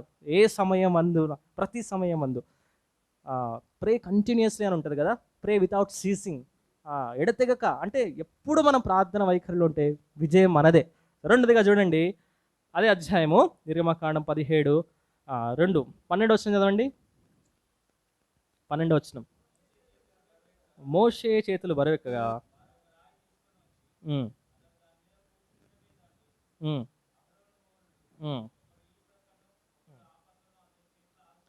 ఆ, చాలు. ఈ అహరోను హూరులు దేనికి గుర్తు అంటే సహవాసానికి గుర్తు, ఫెలోషిప్. వీళ్ళిద్దరే లేకపోయి ఉంటే మోషే చేతులు ఏమైపోయి ఖచ్చితంగా దించేవాడు. మోషే మహనీయుడే, కాదనడానికి వీలు లేదు. మోషే ప్రార్థన చేయగలడు, కానీ బరువు ఎక్కినప్పుడు ఏం చేస్తాం, మానవులం కదా, దిగిపోతూ ఉంటాయి. దించినప్పుడు అపవాది, ఇశ్రాయేలు ఓడిపోతున్నారు దించినప్పుడు. సో ఆ సమయంలో ఈ సహవాసం ఎంత ప్రాముఖ్యమైన చూసారా. ఇద్దరు చేతులు పట్టుకున్నారు, ఇంకేంది, ఎంతసేపు అయినా ఉండొచ్చు. సో మనకు సహవాసం ఉండాలి, సహవాసం ఖచ్చితంగా ఉండాలి. సో మందిరానికి మనం ఎంత అంటుకట్టుబడి ఉంటామో అంత మనకు విజయం. ఎప్పుడు కూడా దేవుని మందిరంలో ఎవరు ఒకరు ఎక్కువ కాదు, ఒకరు తక్కువ కాదు. మోసే లాంటి వాడికి ఇక్కడ సహవాసం అవసరం అయితే మనలాంటి వాళ్ళకి సహవాసం వద్దంటారా? కానీ దేవుని మందిరంలో ఎవరెట్టున్నా కూడా మనకు దేవుని మందిరంతో సహవాసం ఖచ్చితంగా ఉండాలి. ఆత్మీయ స్నేహితులు మనం కలిగి ఉండాలి. సో ముఖ్యంగా రక్షించబడిన యూత్ సిస్టర్స్ అండ్ బ్రదర్స్, మీకు ఎవరు స్నేహితులు అంటే ఆత్మీయ స్నేహితులే ఉండాలి. లోకంలో ఉన్నవారు ఉండొచ్చు, కానీ వాళ్ళతో మనము స్నేహం చేయకూడదు. Should not follow their fashions, కానీ ఏది కూడా వాళ్ళు ఫాలో అవ్వద్దు. హాయ్ అంటే హాయ్, బాయ్ అంటే బాయ్, అంతే. కానీ వాళ్ళ ఏ మనలో రాకూడదు. స్నేహం చేస్తే వస్తాయి కాబట్టి లోకంతో స్నేహం చేయొద్దన్నాడు దేవుడు. స్నేహం చేస్తే ఖచ్చితంగా ఆటోమేటిక్గా వాడి లక్షణాలు మనలో వస్తాయి. మనలో వాళ్ళు పోతాయో తెలియదు, ఆ దేవుడు ఎరుగు, కానీ వాడిలో ఖచ్చితంగా వస్తాయి. ఖచ్చితంగా మీరు గమనించండి, తల్లిదండ్రులు గమనించండి. ఎవరొస్తలే ఏమన్నా కొంచెం ఫ్యాషన్లో చేంజెస్ వస్తున్నాయంటే వాళ్ళ ఫ్రెండ్స్ ఎవరో ఫాలో అవుతున్నారు కాబట్టి వీళ్ళు కూడా అదే ఫాలో అవుతూ ఉంటారు. సో ఆత్మీయ స్నేహితులు మనకు ఉండాలి. ఆత్మీయ స్నేహితుడు ఏం ఫాలో అవుతాడు, ప్రార్థన చేస్తూ ఉంటాడు, రారా ప్రార్థన చేసుకుంటాం అంటాడు, అప్పుడు మనం కూడా వెళ్ళి ప్రార్థన చేసుకుంటాం. సో ఇలాంటి లక్షణాలు కలిగి ఉంటారు ఆత్మీయ స్నేహితులు. కాబట్టి ఈ సహవాసం చాలా ప్రాముఖ్యమైనది. ఎవరితో సహవాసం చేస్తున్నాం అనేది చాలా ప్రాముఖ్యం. దేవుని ఇంటికి వచ్చినప్పుడు దేవుని బిడ్డలతో మనం so we cannot question others, ఆడు ఇట్లున్నాడు, వీడు ఇట్లున్నాడు, ఇవన్నీ సామాన్యంగా వస్తూ ఉంటాయి కదా, ఎవరు బాగున్నారు, ఇవన్నీ కూడా వస్తూ ఉంటాయి. కానీ ఎవరు బాగున్నా లేకపోయినా మన వరకు మనం బాగుండడానికి ప్రయత్నం చేస్తే ఆటోమేటిక్గా అన్నీ సెటిల్ అవుతూ ఉంటాయి. యెషూప్రభువు చెప్పినారు కదా, మన కంట్లో నలుసుందంట, కాదు క్షమించాలి, ఇతర కంట్లో నలుస్తుంది, మన కంట్లో ఏముంది, పిల్లర్. దూలం అంటే పిల్లర్. అంత పెద్ద పెట్టుకున్న మన కంట్లో మనకు కనబడదు అది. వేరే కంట్లో మనకు నలుసు కనిపిస్తుంది. ఎంత దూరం అసలు నలుసు కనిపిస్తుంది సిస్టర్, నాకు మీ కంట్లో నలుసే కనబడదు. ఎందుకు, మీరు దూరంలో ఉన్నారు, నాకు అసలు ఏం కనబడదు మీ కంట్లో ఏముంది. కానీ దాంట్లో కూడా మనం భూతద్దం పెట్టి చూస్తున్నాం. వాడు చూసినా ఎట్లున్నాడు, నీకు తెలుసా ఆ సంగతి, ఆమె గురించి నీకు తెలుసా. సో ఇది ప్రభు చాలా దుఃఖకరం. సో ఇది మనం తొలగించుకోవాలి ప్రభు బల్ల దగ్గరికి వచ్చినప్పుడు. అందుకే నిన్ను నువ్వు పరీక్షించుకున్నాడు. ఒకవేళ కనుక పొరపాటును మీరు ఒకరినొకరు పరీక్షించుకోండి అంటే అయిపోయింది మన కథ. ఎంత చాలా కష్టం కదా ఒకరినొకరు పరీక్షించుకోమంటే. మీరు ఒకరి గురించి 10 రాసుకొచ్చారనుకోండి, ఒక వారము ఆమె 20 రాసుకొస్తుంది, ఆ బుక్కులు నిండిపోతూ ఉంటాయి. కానీ దేవుడు ఎంత గొప్పవాడు, మనకు మనమే స్వయ పరీక్ష. సో ప్రభువా, నేను ఎవరిని పరీక్షించకుండా నాకు సహాయం చేయి. అది చాలా కష్టము, అది మనం అలవర్చుకోవాలి.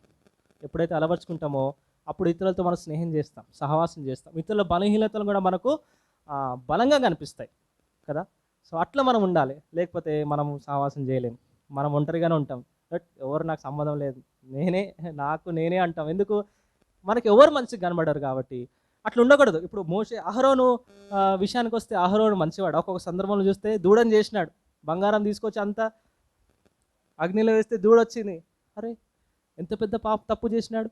మరి అలాంటి అహరోను ఇక్కడ సహాయపడలేదా మోషేకి? సో సహకారం విషయంలో దేవుని ఇంట్లో అందరు కావాలి మనకి. అందుకే భక్సింగ్ గారు all are equal, all are important, all are precious. All అన్నాడు కానీ సమ్ అనలేదు, ఫ్యూ అనలేదు. అందరు కావాలి. ఆయన వద్దు అని అనుకుంటాం మనము, కానీ ప్రభు మనసుతో మనం చూడాలి. అందరు కావాలి, అందరు ఇంపార్టెంట్, ఎవ్రీథింగ్ ఈజ్ ఇంపార్టెంట్, అందరు ప్రెషియస్ దేవుని దృష్టిలో. అందుకే ఇక్కడ చూస్తున్నాం, మోషే అహరోను వాస్తవం చూస్తే ఎన్నో తప్పులు చేసినాడు, కానీ దేవుని దృష్టిలో ప్రెషియస్. సహవాసానికి వచ్చినప్పుడు ఇది మనం అలవాటు చేసుకుందాం. ప్రభా, అందరినీ ఒకే రకంగా చూడడానికి నాకు సహాయం చేయి. నేనేదో నీతిమంతుడని, నేనేదో మందిరానికి రెగ్యులర్గా వస్తున్నాను, వాడు వస్తలేడు అని అలాంటి దృష్టి నాలో కలుగుతుంది ప్రభా. అది కాకుండా చూడు. సో అందరిని మనం ఈక్వల్గా చూసినప్పుడే మందిరం నిండిపోతుంది కదా.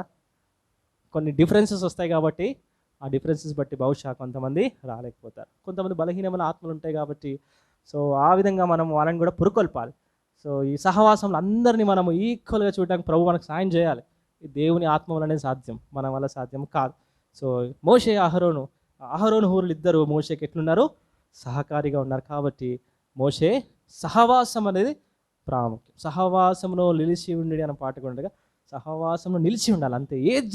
ఏది సంభవించినను ప్రభు పక్షమున ఉండాలి అంతే. సహవాసంలో నిలిచి ఉండి ఏమి సంభవించినను అంటే అక్కడ ఏమి అంటే ఏదైనా జరగని సహవాసం నిలిచి ఉండడానికి ప్రభు మనకు సాయం చేయగుణగాక. మూడోదిగా చూడండి, నిర్మకాండం 17:13 చదవండి ఎవరైనా. 17:13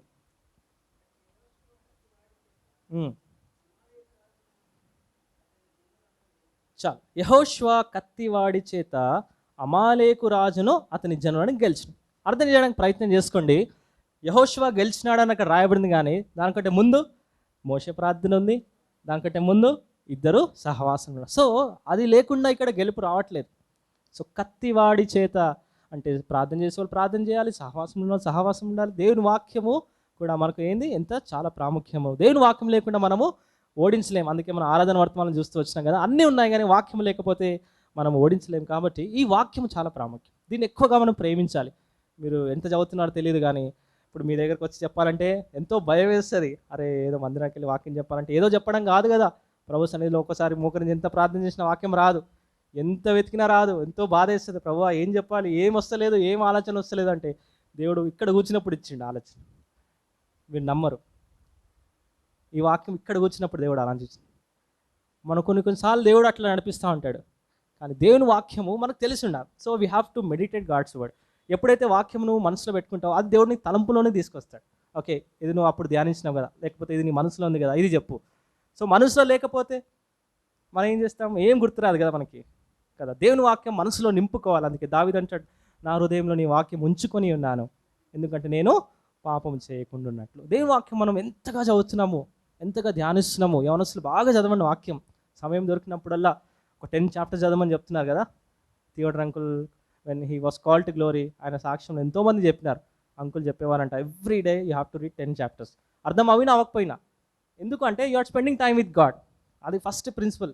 దేవునితో నువ్వు సమయం వ్యక్తపరుస్తున్నావు కాబట్టి అది మెల్లిమెల్లిగా నీకు అర్థమవుతూ ఉంటుంది. సో 10 కాకపోయినా కనీసం 5 అయినా చదువుదాం. ఎంత చదివితే దేవుడు అంత మనతో మాట్లాడతాడు. అంటే మెల్లిమెల్లిగా we have to cultivate a habit of spending time with God. How much time you are spending అనేది చాలా ఇంపార్టెంట్. దేవుని వాక్యముతో మనము స్పెండ్ చేయాలి. ఇంకోటి మెల్లిమెల్లిగా ఆరంభంలో అంతగా ఇష్టం ఉండదు, తర్వాత అది ఎంతో ఇష్టం పుడుతుంది కదా. దావీదు అంటాడు, నీ వాక్యం నాకు క్రొవ్వు మెదడు దొరికినట్టుగా ఉంది, నీ వాక్యము జుంటెతైన దారాల కంటే మధురమైనది, నీ వాక్యము బంగారం కంటే కోరదగినది. ఇప్పుడు బంగారం 1 తులం ఇస్తాం రండి అంటే ఎంతమంది రారు, అందరూ వస్తారు. అదే వాక్యం ఇస్తామంటే వద్దు బ్రదర్ అంటారు. అంటే వాక్యం బంగారం కన్నా మిన్నదగినది అంటే ఆ లెవెల్ దాటిపోవాలి మనం. నాకు బంగారం మీద ఇష్టం ఉంది, మక్కువ ఉంది, కానీ వాక్యం అంటే ఇంకెక్కువ మక్కువ ఉంది. అంత నెక్స్ట్ లెవెల్లోనికి వెళ్ళాలి. ఎప్పుడు వెళ్తామంటే దాన్ని రుచి తెలుసుకున్నప్పుడు, దాని టేస్ట్ తెలిసినప్పుడు. నీ వాక్యము కీర్తనకారుడు మొదటి కీర్తన అంటాడు కదా, నీ వాక్యము దివారాత్రం నీ వాక్యం ధ్యానిస్తున్నాను, లేకపోతే నీ వాక్యం ఏందో ఆనందించు. ఒక మాట చదవండి, ఆనందించు దివారాత్రం అని నేను చదువుతాను. చాలు, ఆనందించు చదవాలి కదా. ఆనందించి చదివినప్పుడు మీరు ఖచ్చితంగా దాంట్లో ఉన్న సంగతులు తెలుసుకుంటారు, లేకపోతే మనం తెలుసుకోలేం. ప్రభువును అడగాలి, ప్రభు నీ వాక్యం చదవటం నాకు ఆనందం లేదు, అయితే ఆనందం పుట్టించు, నీ వాక్యం చదివినట్లు ఎక్కువ చదవాలని ఆశ. ఎందుకంటే కత్తివాడి లేకపోతే ఓడించలేం శత్రువును. యవనస్తులుగా ముఖ్యంగా అందరికీ వాక్యం చాలా ఇంపార్టెంట్. సో వాక్యంతో ఎక్కువ సమయము గడపాలి, వినాలి. అందుకే ఈ ప్రవచన వాక్యములను చదివి వినివాడు గ్రహించేవాడు, ఈ 3 సంగతులు లేకపోతే మనం అంచె దినాల్లో విడిచిపెట్టబడతాం. సో దేవుని వాక్యం మనం వింటున్నాం బాగానే ఉంది, చదువుతున్నాం బాగానే ఉంది, అది గ్రహించుకోవాలి. దాని గురించి ప్రకారం మనము నడుచుకునే వారుగా కూడా ఉండాలి. కత్తివాడి చేత యెహోషువ కత్తివాడి చేత అమాలేకు రాజును అతని జనులను గెలిచెను. ఈ కత్తి 2 అంచులు గల దేవుని వాక్యం అనే ఖడ్గము మన చేతిలో ఉన్నప్పుడు అపవాది భయపడతాడు. వాడు ఎన్ని శోధనలు తీసుకొచ్చినా కూడా మన చేతిలో ఆత్మ ఖడ్గం ఉంది అంటే వాడు భయపడతాడు, తప్పకుండా భయపడతాడు. సో ప్రియులారా, అట్లా మనం ఉండాలి అనే దేవుని యొక్క కోరిక. వాక్యం లేకపోతే వాడు చాలా ఈజీగా మనం పడేస్తాడు, చాలా సునాయాసంగా పడేస్తాడు. సో వాక్యమును ఎంతగా మనము ప్రేమించుచున్నాము, ధ్యానించుచున్నాము, పఠించుచున్నాము, ఇవన్నీ కూడా మన స్పిరిచువల్ లైఫ్. ఈ ప్రాణము చెప్పుకున్నాం కదా, ఆ ప్రాణం ఏం చేయాలంటే దీని వైపు మొగ్గాలి. నా ప్రాణమా వాక్యం చదువు, నా ప్రాణమా ప్రార్థన చేసుకో, నా ప్రాణమా మందిరానికి వెళ్ళు, నా ప్రాణమా సహవాసం చేయి, నా ప్రాణమా అన్ని ఆత్మ సంగతుల విషయం మీద ప్రాణంతో మనం ఎప్పుడు చేసుకుంటాం, ఈ ఆత్మ స్ట్రాంగ్ అవుతుంది, బలపరచబడుతుంది. దినదినము ఆత్మయందు బలపరచబడుచున్నాము, లేకపోతే ఆత్మయందు మనం బలపడి స్థిరపడాలి అంటే ఈ యొక్క ప్రాణమును మనము ఇటువైపు ప్రార్థన వైపు, వాక్యము వైపు, సహవాసం వైపు మనము దానిని బెండ్ చేస్తూ రావాలి. ఈ శరీరం కూడా లాగుతూ ఉంటుంది, కానీ దానిని మనము సప్రెస్ చేయాలి కదా. ఎనీథింగ్ విచ్ ఒక డెఫినేషన్ ఉంది, గుర్తురావట్లేదు. ఈ సుజానా వెస్లిన్, జాన్ వెస్లిన్ వాళ్ళ తల్లి గారు, ఆమెకు 17 మందో 19 మంది పిల్లలు, అందులో జాన్ వెస్లీ ఒక అతను. He ask like what is sin, పాపం అంటే ఏంటి అమ్మ అని అడిగితే, anything which you know gives pleasures over flesh. మన శరీరం పైన ఏదైనా, మనకు ఆత్మకు శరీరం పైన ఏదైనా తృప్తి కలిగిస్తుందంటే అది పాపం అంటాం. అర్థమవుతుందా? మన ఆత్మ ఉంది, శరీరం ఉంది, ఈ రెండిట్లో మనం దేనికి తృప్తి కలిగిస్తున్నాం అంటే దేనికి మనం ప్లెజర్ ఇస్తున్నాం. ఇప్పుడు పడుకోవాలంటే ఇష్టం హాయిగా, అది దేనికి ప్లెజర్ పోతుంది? శరీరానికి పోతుంది. లేదు లేదు ఒక్కసారి మనం ప్రార్థన చేసుకుందాం తర్వాత పడుకుందాం అంటే you are going towards spirit. అట్లా ఈ బాడీకి కొంచెం ప్లెజర్ ఇస్తున్నాం ఆత్మ కంటే, అంటే ఆత్మకి ఇవ్వాల్సిన స్థానంలో శరీరానికి ప్రాధాన్యత ఇస్తుంటే అది పాపం అని చెప్పి అని చెప్తా వచ్చింది. అంటే ఇంకా ఎంత హై స్టాండర్డ్లో ఉన్నారు చూడండి వాళ్ళు. సో ప్రియులారా, మనము వాక్యానికి అంతగా ప్రాముఖ్యత ఇవ్వాలి. 3 చూసుకున్నాం కదా, ప్రార్థన, సహవాసము, వాక్యము. ఇంకా చివరిది ఏమి మిగిలింది? అపోస్తుల కార్యము 2:42 ఏమేముంది?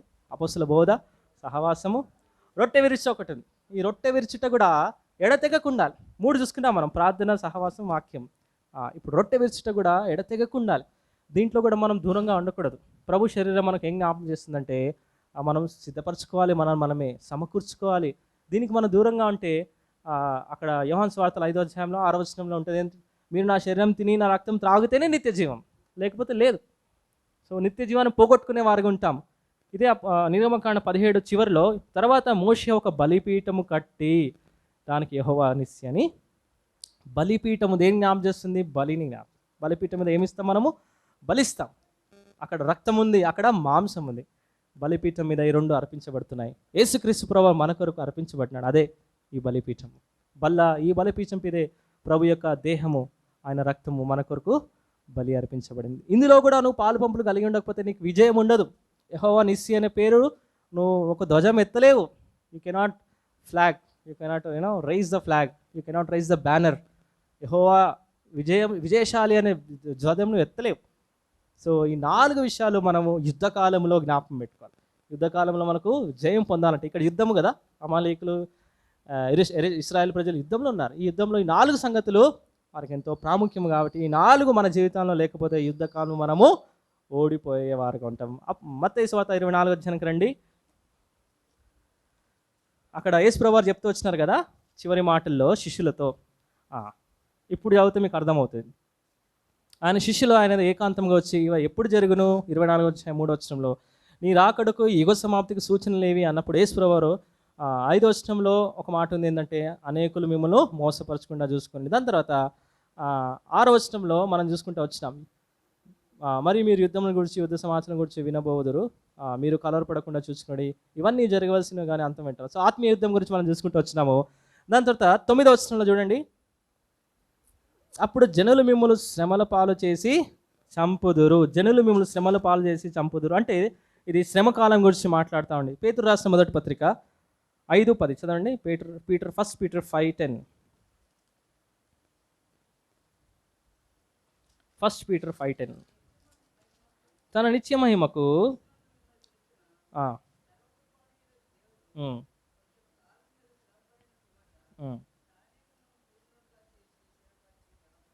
రోమి రాష్ట్ర పత్రికలు కూడా ఒక మాట ఉంటుంది చూడండి. రోమి రాష్ట్ర పత్రిక 8:18 నేను చదువుతాను. మన ఎడల ప్రత్యక్షము కాబోవు మహిమ ఎదుట ఇప్పటి కాలపు శ్రమలు ఎనదగివి కావు అని ఎంచుకొనిచున్నాము. సో పేతురు భక్తుడు అంటున్నాడు, కొంతకాలము దేవుడు మనకు శ్రమలు అనుమతిస్తాడు, ఆ తర్వాత తానే మనల్ని పూర్ణులుగా చేస్తాడు, స్థిరపరుస్తాడు, బలపరుస్తాడు. సో మనం పూర్ణులుగా ఉండాలని దేవుని కోరిక, మనం బలంగా ఉండాలని దేవుని కోరిక. ఇవన్నీ ఉండాలంటే శ్రమల కాలము మనకు చాలా ప్రాముఖ్యమైన, అందుకే ఇప్పటి కాలపు శ్రమలు ఎనదగినవి కావు. కానీ మనకేమో శ్రమలు రాగానే వీ కెనాట్ బేర్, శ్రమలు మనము తట్టుకోలేం కదా. నేను కూడా ఏమైనా రక్షించబడిన తర్వాత అడుగుతూ వచ్చిన, ప్రభా ఏంది నాకు శ్రమలే రావట్లేవు, ఇన్ని సంవత్సరాలు అయిపోయింది రక్షించబడి, 10 సంవత్సరాలు అయిపోయింది, 12 సంవత్సరాలు అయింది, శ్రమలు రావడం చిన్న చిన్నవి వస్తున్నాయి ఏదో, కానీ శ్రమలు రావట్లేవు అంటే అప్పుడు పెళ్ళి అయిన తర్వాత అప్పుడు పెట్టినాడు శ్రమ కదా. సో మా కుమార్తె పుట్టినప్పుడు కొంచెం తనకు ఆరోగ్యం బాగాలేనప్పుడు ప్రభుని అడుగుతా వచ్చినప్పుడు దేవుడు అన్నాడు, ఇది ఇది అగ్ని లాంటి శ్రమలు గుండా మీరు వెళ్తున్నారు అన్నాడు. ఇంకో మాట ఏం మాట్లాడానంటే, ఇది నా మహిమ కొరకు నేను సృజించినాను. గుడ్డివాడు సృష్టించబడినప్పుడు ఒక శిష్యులు వచ్చి అడుగుతారు, వీడు పాపం చేశారా, వీని కనవాడు పాపం చేశారా ప్రభు అంటే, లేదు లేదు నా క్రియలు బయలుపరచబడాలని వీటిలో పుట్టాడు అంతే. సో మా పాప గురించి దేవుడు అట్లా మాట్లాడుతూ వచ్చినాడు, నా క్రియలు ఈ యొక్క బిడ్డ ద్వారా నేను మహింపరచుకుంటాను కాబట్టి ఇట్లా పుట్టింది అని చెప్తూ వచ్చింది. దాని తర్వాత కూడా మాతో డైలీ పోర్షన్ కూడా మా మా మా మిస్సెస్ అడుగుతా వచ్చింది, ప్రభా ఇది శిక్షణ పరీక్షణ ఎందుకంటే నేను అగ్నిలో వేసి మిమ్మల్ని పరీక్షించి తిని అని చెప్పి రాస్తూ వచ్చినాడు. ఇబ్బంది కొలుములో నేను మేము పరీక్షించి తిని, మా ఇంట్లో ఆ వాక్యం పెట్టుకున్నాం మేము. సో పరీక్ష అనేది చాలా ప్రాముఖ్యం. ఎందుకు నేను ప్రాముఖ్యం అని చెప్తున్నాను అంటే, దానికంటే ముందు నాకు ఈ పరీక్ష దేవుడు పెట్టక ముందు, అంటే ఈ శ్రమ రాకముందు ఉన్న జీవితానికి దాని తర్వాత జీవితానికి చాలా తేడా ఉంది, చాలా తేడా ఉంది. సో ప్రభువుని ఎంతో తెలుసుకుంటాం, ప్రభుకి ఎంతో సమీపస్తులుగా ఉంటాం, స్థిరపడతాం. మనలో ఇది రాదు, ఏది చంచలమైన మనసు ఉండదు. అంటే మనము ఊరికే శ్రమలు రాగానే అటు వెళ్ళిపోవడము. కొంతమంది చూడండి హైందవులు ప్రభుని అంగీకరించిన తర్వాత వారి కుటుంబాలు ఏదైనా జరగకూడదు జరిగితే ఏమైపోతుంది, వెంటనే వెళ్ళిపోతారు కదా, ప్రభుని విడిచిపెట్టేస్తారు. ఎందుకంటే వాళ్ళందరూ శ్రమలు నిందలు వేస్తూ ఉంటారు. అగో ఆ ప్రభుని నమ్ముకున్నావు నీకు ఇట్లా జరిగింది, యేసు ప్రభుని నమ్ముకున్నావు ఇగో నీ కొడుకు చనిపోయినాడు, యేసు ప్రభుని నమ్ముకున్నావు నీ కూతురు చనిపోయింది, యేసు ప్రభుని నమ్ముకున్నావు దరిద్రుడైపోయినావు, చూసినావా అని ఎన్నో నిందలు వేస్తూ ఉంటారు. ఆ శ్రమల కాలం వారు పావుషా తట్టుకోక కొంతమంది ఏమైపోతారు, మరలా తిరిగి వెళ్ళిపోతారు. సో ఇలా శ్రమలు ఎందుకంటే స్థిరత్వం కొరకు. సో మన ఈ శ్రమల కాలంలో ఉన్నాము కాబట్టి, ఈ శ్రమల కాలం కాదు, 40 దినాల శ్రమల కాలం కాదు. సో మన కాలాలు మన బ్రతికేంత వరకు శ్రమ కాలమే. ప్రభు మన శ్రమ అనుమతిస్తాడు. అదే పేతురులో ఒక మాట చూడండి, 4వ అధ్యాయంలో చాలా అద్భుతమైన మాట. ఇది చదువుతా ఉంటే ఎంత అసలు అబ్బా ఈ మాట ఎట్లా రాయబడింది వాక్యంలో అని ఉంటుంది. 4:12 అందరం కలిసి చదువుదాం. 1 Peter 4:12. Let us read all together. ప్రియులారా, మిమ్మల్ని శోధించుటకు మీకు కలుగుచున్న అగ్ని వంటి మహాశ్రమలను గురించి మీకు ఏదో ఒక వింత సంభవించినట్లు ఆశ్చర్యపరకుడి. చాలు, మీకు కలుగుతున్న శ్రమలంట ఏందంట అవి అగ్ని వంటి మహాశ్రమల గురించి. మీకు ఏదో ఒక వింత అంటే, అరే ఇది నాకే జరుగుతుంది ఏంది, అరే రే నాకే జరిగింది ఏంది అని వింత అంటే ఆశ్చర్యపోతాం కదా. అరే ఎవరికి జరగలేదు నాకే జరిగింది, ఇది అనుకోవద్దంట. అట్లా there is no way to think like that. ఆ విధంగా అనుకోవడానికి లేదు, నేను చెప్పట్లేదు, వాక్యం చెప్తుంది. మీకు ఏదో ఒక వింత సంభవించినట్లు ఆశ్చర్యపరకుడి. అది మీకు వింత కాదు, అది జరగాల్సిందే. అగ్ని లాంటి మహాశ్రమలు దేవుడు ఎందుకు ఇస్తాడు అంటే, ఇందాక ఒక మాట చదువుకుంటూ వచ్చాం కదా, స్థిరపరుస్తాడు, బలపరుస్తాడు. అదే పేతురు రాసిన మొదటి పత్రికలో 7వ వచనం చదవండి. 1:7 Peter 1:7.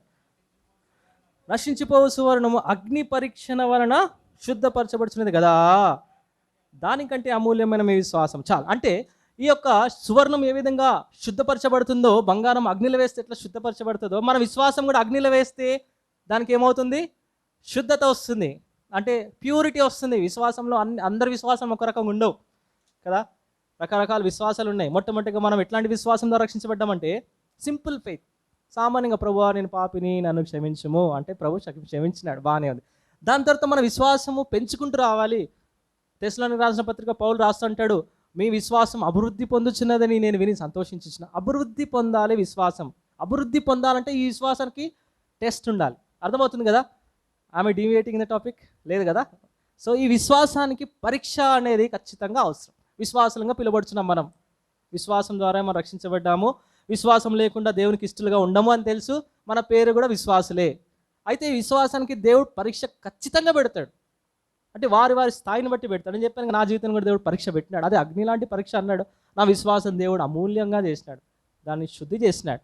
కొన్నిసార్లు మన జీవితంలో విశ్వాసం ఉండదు, నాకే ఎందుకు రావాలి, ఎందుకు నేను మంచిగానే ఉన్నా కదా అని విశ్వాసం ఏమైపోతుంది, చంచలమైన విశ్వాసం. కూడా ఇంగ్లీష్లో ఉంటుంది అన్వేవరింగ్ ఫెయిత్.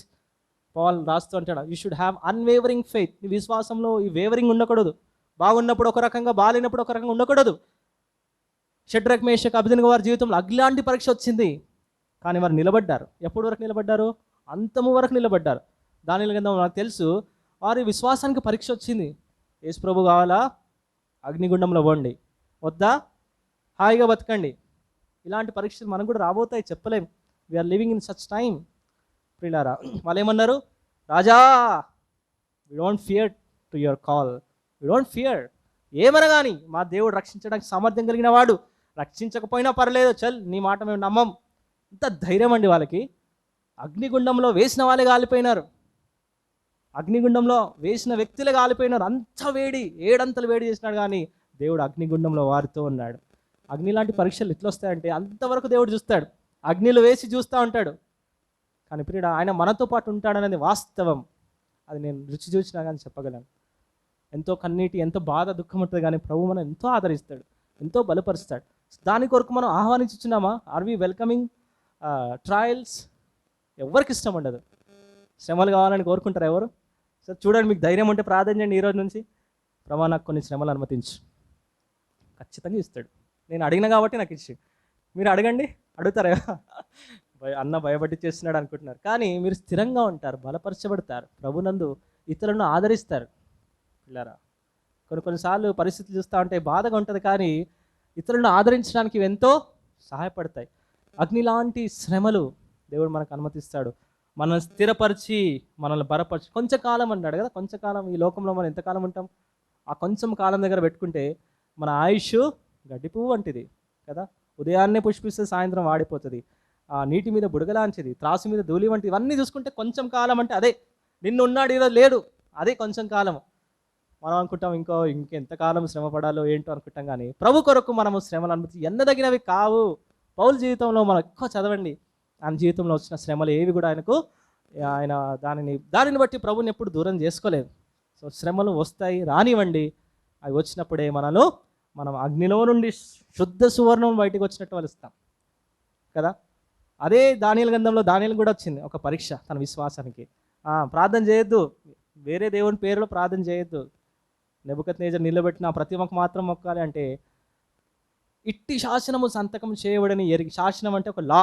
ఇప్పుడు కూడా చట్టం వచ్చిందనుకోండి, మరి ఇండియన్ సెంట్రల్ గవర్నమెంట్ నుంచి సండే రోజు కూడుకోవద్దు అంటే ఏం చేస్తాం మనం చాలా తెలివిగా కొంతమంది అంటారు, బ్రదర్ బ్రదర్ పాటించాలి, చట్టం ఏం చెప్తున్నా చేయాలి కదా బ్రదర్ అంటారు. కానీ మన విశ్వాసానికి పరీక్ష అది. దేవుని వాక్యంలో ఒకవేళ ఆదివారం కూడుకోండి అన్నాడు అనుకోండి, చట్టం విరుద్ధమైన కూడుకోవాల్సిందే. ఏ చట్టాన్ని మనం పాటిస్తున్నాము? లోక చట్టానక, దేవుని వాక్యం అనే చట్టానక? సో రెండు రకాల చట్టాలు కదా. ఈ లోకానుసారమైన చట్టం మన ఆత్మీయ చట్టాన్ని అధిగమించొద్దు. దానియేలు జీవితంలో ఒక చట్టం ఉంది, ప్రార్థన చేయమని. ఏది?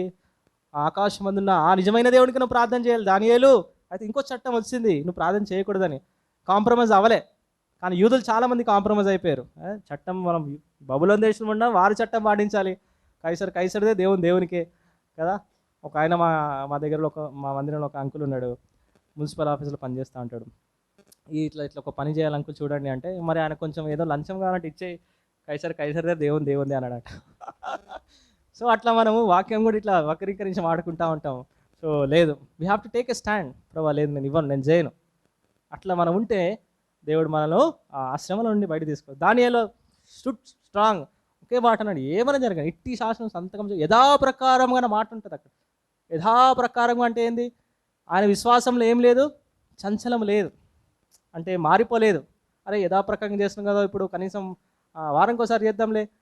యథాప్రకారం ముమ్మారు చేసినాడు, దాన్ని మార్చుకున్నాడా? 2 డేస్కి ఒకసారి, weekly once, monthly once, yearly once లేదు. సో దేవుడు ఏం చేసినాడు? సింహపు నోట్ల నుండి తప్పించినాడు. ఇవన్నీ ఉదాహరణలు వినడానికి బాగున్నాయి, కానీ మన జీవితంలో ఎప్పుడు నెరవేరుతాయి అనేది మనము పరీక్షించుకోవాలి. సో ఈ శ్రమల కాలం ఉన్నప్పుడు బల్ల దగ్గర మనం పరీక్షించుకోవాలి. ప్రభా ఇలాంటి జీవితం నాకు కూడా కావాలి, దానియేలు వలె, షడ్రక్ మేషక్ అబేద్నెగో నేను కూడా జీవించాలి.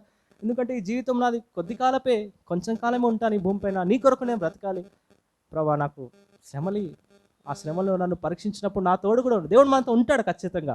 సో ఈ శ్రమల కాలం, అందుకే శ్రమలు వస్తాయని మత్తయి సువార్త 24వ అధ్యాయంలో యేసు ప్రభువు అక్కడ చాలా చక్కని మాట ఉంది. 24వ అధ్యాయము, అప్పుడు జనులు మిమ్ములు శ్రమల పాలు చేసి చంపెదరు అన్న మాట చూస్తే ఇంకా మనకేమైపోతుంది? ప్రాణం పోతుంది. చంపకముందే ప్రాణం పోతుంది కదా. ఈ మధ్యన మనం చూస్తా ఉన్నాం, క్రైస్తవులు ఎంతమంది హింసిస్తున్నారు, చంపుతున్నారు అని, ఇవన్నీ మనం వింటూ ఉంటాము. యేసు ప్రభువు ఎప్పుడూ చెప్పినాడు, శ్రమలు వస్తాయి, వారిని ఏం చేస్తారు? చంపుతారు. సో దాని కొరకు మనం సిద్ధపడుతున్నామా? కానీ పేతురు ఆరంభంలో చూసినప్పుడు భయపడ్డాడు. చంపుతున్నారు, యేసు ప్రభువుని పట్టుకున్నారంటే శిష్యులు కూడా పట్టుకుంటారు, చంపుతారు అన్నప్పుడు యేసు ప్రభువు నాకు తెలియదు అన్నాడు. He denied 3 times. యేసు ప్రభువుని డినై చేసినాడు. కానీ తర్వాత I will die for you, నీ కొరకు నేను చచ్చిపోతా ప్రభా. సో మార్పు వచ్చింది మనలో కూడా. బల్ల దగ్గర మార్పు రావాలి. ఒకప్పుడు ఇప్పుడు భయపడుతున్నామేమో, కానీ ప్రభా నీ కొరకు నేను చనిపోతాను, ఈ శ్రమలు నన్ను చంపినా కూడా పర్లేదు అన్న స్థితికి రావాలి. అప్పుడు ప్రభు మనం తీసుకుంటాడు. అప్పటి వరకు ఉంచుతాడు ఇంకా లోకంలో.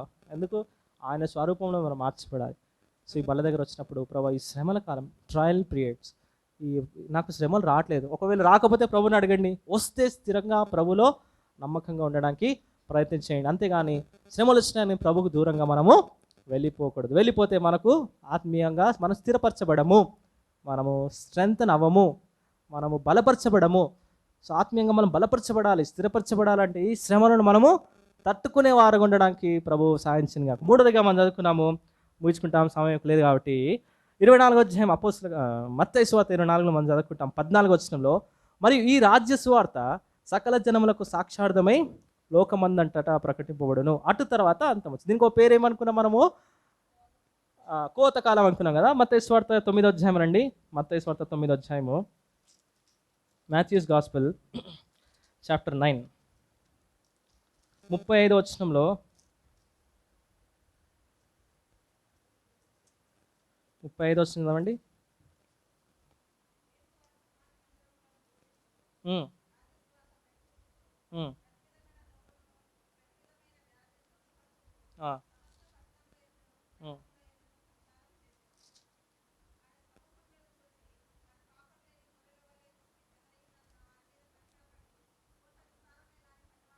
చాలు, కోత విస్తారమే కానీ పనివారు కొద్దిగా ఉన్నారు. ఇంకో మాట చూడండి, సామెతలు 24, సామెతలు 24 దీనికి సంబంధించిన మాటే.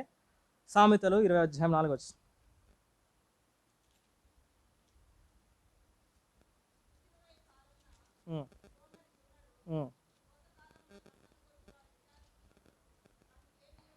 చాలు, కోతకాలముల సోమరు ఏం చేస్తాడంట? విచారించడు, కాబట్టి వానికి ఏమీ లేకపోను. ఇప్పుడు మనం కూడా ఏ కాలంలో ఉన్నామంటే కోతకాలంలో ఉన్నాం.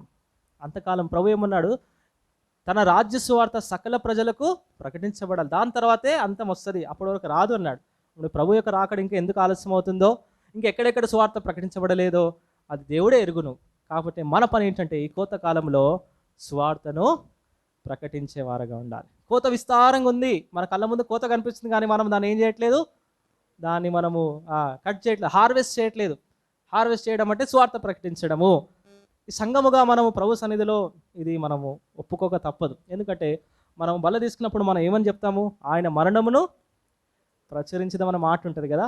ఆయన వచ్చేంత వరకు ఆయన మరణం ప్రచురిస్తాము అని మన నిబంధన ఒడంబడిక చేసుకుంటున్నామంటే ఈ కోతకాలంలో ఒకసారి మనం పరీక్షించుకోవాలి. ఇప్పుడు చాలా కష్టం అయిపోయింది. ఒకప్పుడు చేద్దాము అనుకున్నప్పుడు, అంటే ఒకప్పుడు చేయని వారు ఇప్పుడు చేద్దాం అనుకున్నారు కదా సువార్త, వాళ్ళకి అవకాశం లేదు. ఇప్పుడు కొంతవరకు వెసులుబాటు ఉంది. ఈ సమయం కూడా మనం వేస్ట్ చేసుకుంటే ఇంకా నెక్స్ట్ మనకి ఏం దొరకదు. డోర్స్ ఆర్ ఆల్రెడీ క్లోజ్డ్, ద్వారాలు ఇప్పటికే మూయబడ్డాయి, కాబట్టి మనం ఏం చేయలేం. కాబట్టి ప్రభు ముందు మనం నిలబడినప్పుడు, దేవుడు మనం అడిగినప్పుడు మనం ఏం జవాబిస్తాం? సువార్త నువ్వు చేసావా నా కొరకు, నా మరణం గురించి నువ్వు ప్రకటించినావా అంటే ఏం చెప్తాం? ప్రభా ద్వారాలు మూయబడ్డాయి అన్నాం అనుకో, అప్పుడు నీ కొరకు కూడా ద్వారాలు మూయబడ్డాయి నా కుమారుడా పో అంటాడు. అర్థమవుతుందా? ద్వారాలు తెరబడినప్పుడు ఏం చేసినాం మనం? ఇది సంఘానికి గురించి కాదు, వ్యక్తిగతంగా కూడా దేవుడు అందరిలో ఈ భారం పెట్టినాడు కదా. యేసు ప్రభువు వారు ఈ లోకం నుంచి వెళ్ళిపోయినప్పుడు అందరికీ ఒక ఆజ్ఞ ఇచ్చినాడు. ఇది కొంతమందికి ఇయ్యలేదు. మీరు సర్వలోకంకి వెళ్ళి సర్వ సృష్టికి స్వార్థ ప్రకటించుడి అన్నది అందరికీ చెప్పిన మాట ఇది. కాబట్టి no one can take excuse, నాకు రాదు చెప్పడానికి అని అనడానికి లేదు, నేను చేయలేను అనడానికి ఏం లేదు, మీనాహింపు లేదు. అయితే మనం పరీక్షించుకోవాలి. ప్రభా అవకాశం దొరికినప్పుడు నీ స్వార్థ నేను ప్రకటించేవాడుగా ఉన్నాను. కోత విస్తారంగా ఉంది ప్రభా, పనివారు చాలా కొద్దిగా ఉన్నారు. ఆ పనివారులు నేను ఒక్కడిని ఎందుకు కాకూడదు? ఒకవేళ ప్రభు స్వార్థం మనం ప్రకటించలేకపోతున్నాం అనుకోండి, ప్రభు బలేదో పరీక్షించుకుందాం. దేవుడు అవకాశం ఇస్తాడు. ఇది జ్ఞాపకం పెట్టుకోండి. మన చుట్టూ అవకాశం లేదు, మనకు కనిపిస్తూ ఉన్నాయి పరిస్థితులు చూస్తే, దెర్ ఈజ్ నో ఛాన్స్ అనుకుంటాం. కానీ ఇఫ్ యూ హ్యావ్ విల్లింగ్నెస్, నీకు హృదయంలో వాంఛ ఉంది నా ప్రభు కొరకు నేను ప్రకటించాలంటే ఆ వ్యక్తిని ప్రభువే తీసుకొస్తాడు నీ దగ్గరికి.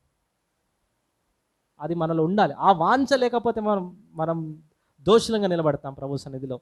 కాబట్టి మనం సోమరులుగా ఉండకూడదు. సమయం ఉన్నప్పుడు మనం సువార్తకు వెళ్ళడానికి ప్రయత్నం చేయాలి. ఎన్నో సువార్తలో మరి అటెండ్ కావడానికి దేవుడు నాకు ఎంతో కృపనిచ్చినాడు. ఇక్కడ మాత్రం కాదు, నార్త్ ఇండియాలో మేము ఎన్నో సువార్తలు చేస్తూ వచ్చినాం. మరి యూపీ లాంటి ప్రదేశాల్లో కూడా దేవుడు మమ్మల్ని తీసుకెళ్ళి ఎంతో గొప్పగా వాడుకుంటూ వచ్చినాడు. ఆ దినాలు గుర్తు చేసుకుంటా ఉంటే ఎంత ఆనందంగా ఉంటుంది. ఇప్పుడు ఏం చేయడానికి వీల్లేదు. అక్కడ వాళ్ళకి కష్టమైపోయింది. ఎందుకంటే ఈ తెలంగాణ నుంచి ఎవరైనా వచ్చి అక్కడ స్వార్థ ప్రకటిస్తే అది ఇంకా పెద్ద ఛాలెంజింగ్. అక్కడ వాళ్ళు ఏదైనా చేస్తేనే కొంచెం అటు ఇటు అయ్యేదో మరి బెయిల్ మీద రిలీజ్ చేయడం అట్లా ఏదో జరుగుతుంది. కానీ ఇక్కడ నుంచి వెళ్ళి అక్కడ స్వార్థ ప్రకటిస్తే చాలా కష్టం. ఈ లాస్ట్ డిసెంబర్లో కూడా మేము యూపీకి వెళ్ళడానికి దేవుడు సాయం చేసినాడు. సో ఒకప్పుడు మేము మంచిగా బహిరంగ స్వార్థ చేసేవాళ్ళం. ఇప్పుడు ఎలా చేస్తున్నామంటే ఒక విశ్వాసి గృహంలో కూడుకుంటాం. ఆ విశ్వాసి ఏం చేస్తారంటే పక్కనున్న వారందరినీ ఆహ్వానించి వాళ్ళు ఒక 20 మంది, 25 మంది, 30 మంది అట్లా కూర్చుంటారు. అక్కడ వారికి మనము స్వార్థ ప్రకటిస్తున్నాం. అట్లా దేవుడు అవకాశాలు ఇస్తున్నాడు. సో దేవుడు అవకాశం ద్వారం తెరుస్తాడు, పూర్తిగా మూయబడలేదు. కాకపోతే దానిని మనం we have to take it as a opportunity, ఒక ఆపర్చునిటీగా తీసుకోవాలి. దాని కొరకు మనం హృదయంలో వాంఛ కలిగి ఉండాలి. ప్రభువా సహాయం చేయి, సహాయం చేయి, ఎక్కడ సువార్త ప్రకటించాలి, ఎక్కడ వెళ్ళాలి, నన్ను సిద్ధపరచుము అని దేవుడి దగ్గర మనం ప్రార్థన చేస్తుండాలి. ఈ మనసు ఉంటే చాలు, ఈ ఆజ్ఞను మనం పాటించున్నట్టే. ఆ మనసు లేకపోతే ఎట్లా? ఒకవేళ అవకాశం ఉండి కూడా ఎన్నిసార్లు మనం పాలు పంపులు కలిగి ఉండలేదు కదా, ఎన్నిసార్లు సువార్తకు మనం వెళ్ళలేదు. సువార్త అంటే అందరు వస్తారా? రారు. ఎండుంది బ్రదర్ ఇప్పుడు ఎందుకు, లేకపోతే పర్మిషన్ ఉందా, ఇవన్నీ ఎన్నో ఆలోచనలు ఉంటాయి, కాదనట్లేదు. కానీ మన మనసులో వాంఛ ఉంటే దేవుడు తప్పిస్తాడు. ఒకసారి నేను చెప్పినట్టున్నా కదా, యూత్ మీటింగ్ కూడా చెప్పిన, యూపీలో గాస్పెల్ చేస్తున్నప్పుడు బీజేపీ ఆఫీస్ దగ్గర పిలిచినాడు ఒక ఆయన, నన్ను ఇట్రా ఇదిరా అన్నాడు. ఆ దూరం నుంచి పిలిచినప్పుడే అప్పుడే భయం వేసింది, అయ్యా నన్ను పిలిచినట్టు ఏం చేస్తాడు అని. యూపీలో ఎట్లా అంటే జనాలు ఇసుక రాలిన జనాలు 22 కోట్ల మంది, మన రాష్ట్రం కంటే 3-4 అంతల. ఏదైనా చిన్న ఇన్సిడెంట్ జరిగిందంటే ఇట్లా వెంటనే ఒక 1000 మంది కూడుకుంటారనమాట. అక్కడ ఏం జరిగిందో చూస్తే ఏమన్నా శవం ఉంటుంది, ఆడ ఎవరు కొట్టింది కూడా తెలియదు. చాలా మూర్ఖంగా ఉంటారు, చాలా ఎక్కువ మంది ఉంటారు అనమాట జనాలు. ఆ మార్కెట్ కూడా చాలా పెద్దది. ఆడ పిలిచినప్పుడు నాకు గుండె జారిపోయింది, ఈ పిలిచిండ్రా దేవుడా ఏం చేస్తాడో ఈడ. చాలా సింహం లెక్క కూర్చున్నాడు, 3 కూర్చున్నారు. పిలిచిండు, నేను పోతే నేను వెనకంజ వేస్తే పట్టుకుంటారు ఖచ్చితంగా. లేదు ప్రభా, ఆగిన ఒక నిమిషం, ఏం చేయాలి ప్రభా, సాయం చేయ ప్రభా. గుండె ఎంత ఫాస్ట్ కొట్టుకుంటున్నాడు ఇక్కడ, చాలా ఫాస్ట్. సరే ఏ విధంగా పర్లేదు ముందుకు పోదాం అని ముందుకు మెల్లిగలు. క్యా కర్ రే ఆప్ లోగ్ అన్నాడు. యీశు మసీహ్ కా సుసమాచార్ కో హమ్ లోగ్ బాట్ రహే అన్న. ఏమి చేయలేడు అసలు, ఏం మరో మాట మాట్లాడకుండా సైలెంట్గా 3 ఉన్నారు అట్లా సైలెంట్గా అచ్చా టీకే జావ్ అన్నాడు, అంతేగాని ఏమీ చేయలేదు. దేవుడు ఆయన సింహం లాంటివి కూర్చున్న 3 సింహాల లాంటివి కూర్చున్నారు. వాళ్ళు చూస్తే భయం వేసింది. వాళ్ళు నోరు దేవుడు ఏం చేసినాడు. అదే మనం అడుగు వేయకుండా ఉండే యూపీ ఎవరు పోతారు, అక్కడ కొడతారు, చంపుతారు అని కూర్చుంటే అయ్యేది కాదు కదా. ఆ దినం ఎంత స్వార్థ చేసినామంటే నా జీవితంలో ఇంకెప్పుడు అంత చేయలేదు. అంత లిటరేచర్ ఫ్రీగా కాలేజ్ పిల్లలకి, స్కూల్ పిల్లలకి ఎంత పంచినామో ఉదయం నుంచి సాయంత్రం వరకు. సో అలా అవకాశం ఉంటుంది, మనం ఒక అడుగు ముందే. కానీ ఒక తీర్మానం కూడా తీసుకోవాలి ప్రభు సన్నిధిలో. ప్రభు నీ సన్నిధిలో చనిపోవడానికి కూడా నేను సిద్ధమే అన్న తీర్మానం తీసుకుంటే కానీ తన ప్రాణమును పోగొట్టుకున్నవాడు దానిని రక్షించగలుగుతాడు. నేను కాపాడుకుంటే ఇంట్లోనే కూర్చోనంటే అయిపోయి పోగొట్టుకుంటాం. సో ఈ యొక్క కోత కాలము మనకు చాలా ప్రాముఖ్యం. ఈ 3 కాలాలు ఎప్పుడు ఉంటాయి మన ప్రభు వచ్చేంత వరకు. అందుకే అక్కడ 24 అధ్యాయం మత్తయి సువార్తలో ఆయన రాకడ సూచనలు ఉన్నాయి ఇవన్నీ. సో శ్రమకాలం ఉంటాయి, యుద్ధకాలం ఉంటాయి, ఈ కోత కాలం ఉంటుంది. కానీ ఈ కోత కాలంలో మన పని సోమరి వల్ల ఉండకూడదు. ఒక దినం వస్తే మనం ఏమీ చేయలేం. నా కొరకు ఎన్ని ఆత్మ సంపాదించినా, కనీసం పత్రికలు ఇచ్చినా, ఇంతవరకు స్వార్థ చేయని వాళ్ళు కనీసమైన ఈ రోజైనా ఒక తీర్మానం చేసుకోండి, ప్రభా నేను స్వార్థ చేస్తాను, ఒక పత్రికని ఇస్తాను, కనీసం ఒక మెసేజ్ నుంచైనా ఎవరికైనా స్వార్థ గాస్పెల్ పంపిస్తాను అని ఒక తీర్మానం చేసుకొని మనం ఉంటే మనం ఆజ్ఞ నెరవేర్చిన వారికి ఉంటాం. లేకపోతే ఆజ్ఞ నెరవేర్చకుండా ప్రభు వల్ల యోగ్యంగా ఎట్లా పాలుపంపులు కలిగి ఉంటాం. ఆయన మరణం నేను ప్రచురం చేయను కానీ నేను బల్ల తీసుకుంటా అంటే అది అయోగ్యంగా కదా మనం తీసుకునేది. సో అందుకే పరీక్షించుకోవాలి, ప్రభా నేను చేయలేకపోయినా నన్ను క్షమించము. ఈ సాయంకాలం కూడా అక్కడ ఒక దగ్గర గాస్పెల్ ఉంది, మరి అందుకే అన్నాళ్ళు కూడా చెప్పాను 3:34 అట్లా వెళ్ళిపోవాలని. దాని కొరకు కూడా మీరు ప్రార్థన చేయండి. అది కూడా కొంచెం కఠినమైన ప్రాంతమే. మరి అక్కడ హిందీలో కొంచెం వాక్యం అవసరం ఉంది, రండి సహోదరుడా అని చెప్పారు. సరే అన్న వస్తానని చెప్పినాను. సో అవకాశం దొరికినప్పుడు మీరు కూడా వెళ్ళడానికి ప్రయత్నం చేయండి, దేవుడు సాయం చేస్తాడు. దేవుడు ప్రార్థన చేసి మనం జ్ఞానంగా కలిగి వెళ్ళాలి, తెలివిగా ఉండాలి. మనం ఎక్కువ ఎక్స్పోజ్ అవ్వద్దు, కోపం ఆగ్రహము ఇవి మనలో నుండి రాకూడదు. యూత్ కాబట్టి వస్తూ ఉంటాయి కదా. ఎవరైనా తిట్టాడనుకో మనం ఏం చేస్తాం, ఇంకోటి తిట్టుతాం, ఇంకోటి కొట్టడానికి ప్రయత్నం, అవన్నీ కూడా చంపుకోవాలి. నా చేతులు చచ్చిపోయినాయి అనుకోవాలి, ఆ చెవులు ఐఎమ్ డెఫ్ అనుకోవాలి. వాడు తిడుతూ ఉంటాడు, గలీజ్ గలీజ్ మాటలు తిడుతూ ఉంటే మనం భాయ్ ముझे సునాయి नहीं दे रहा అనాలి. వీ హ్యావ్ టు బికమ్ డెఫ్. అప్పుడే, లేకపోతే మనలో భావోద్రేకాలు వచ్చి మనం కూడా ఏదో ఒక మాట అనేస్తాం. అట్లా మనం కల్టివేట్ చేసుకోవాలి.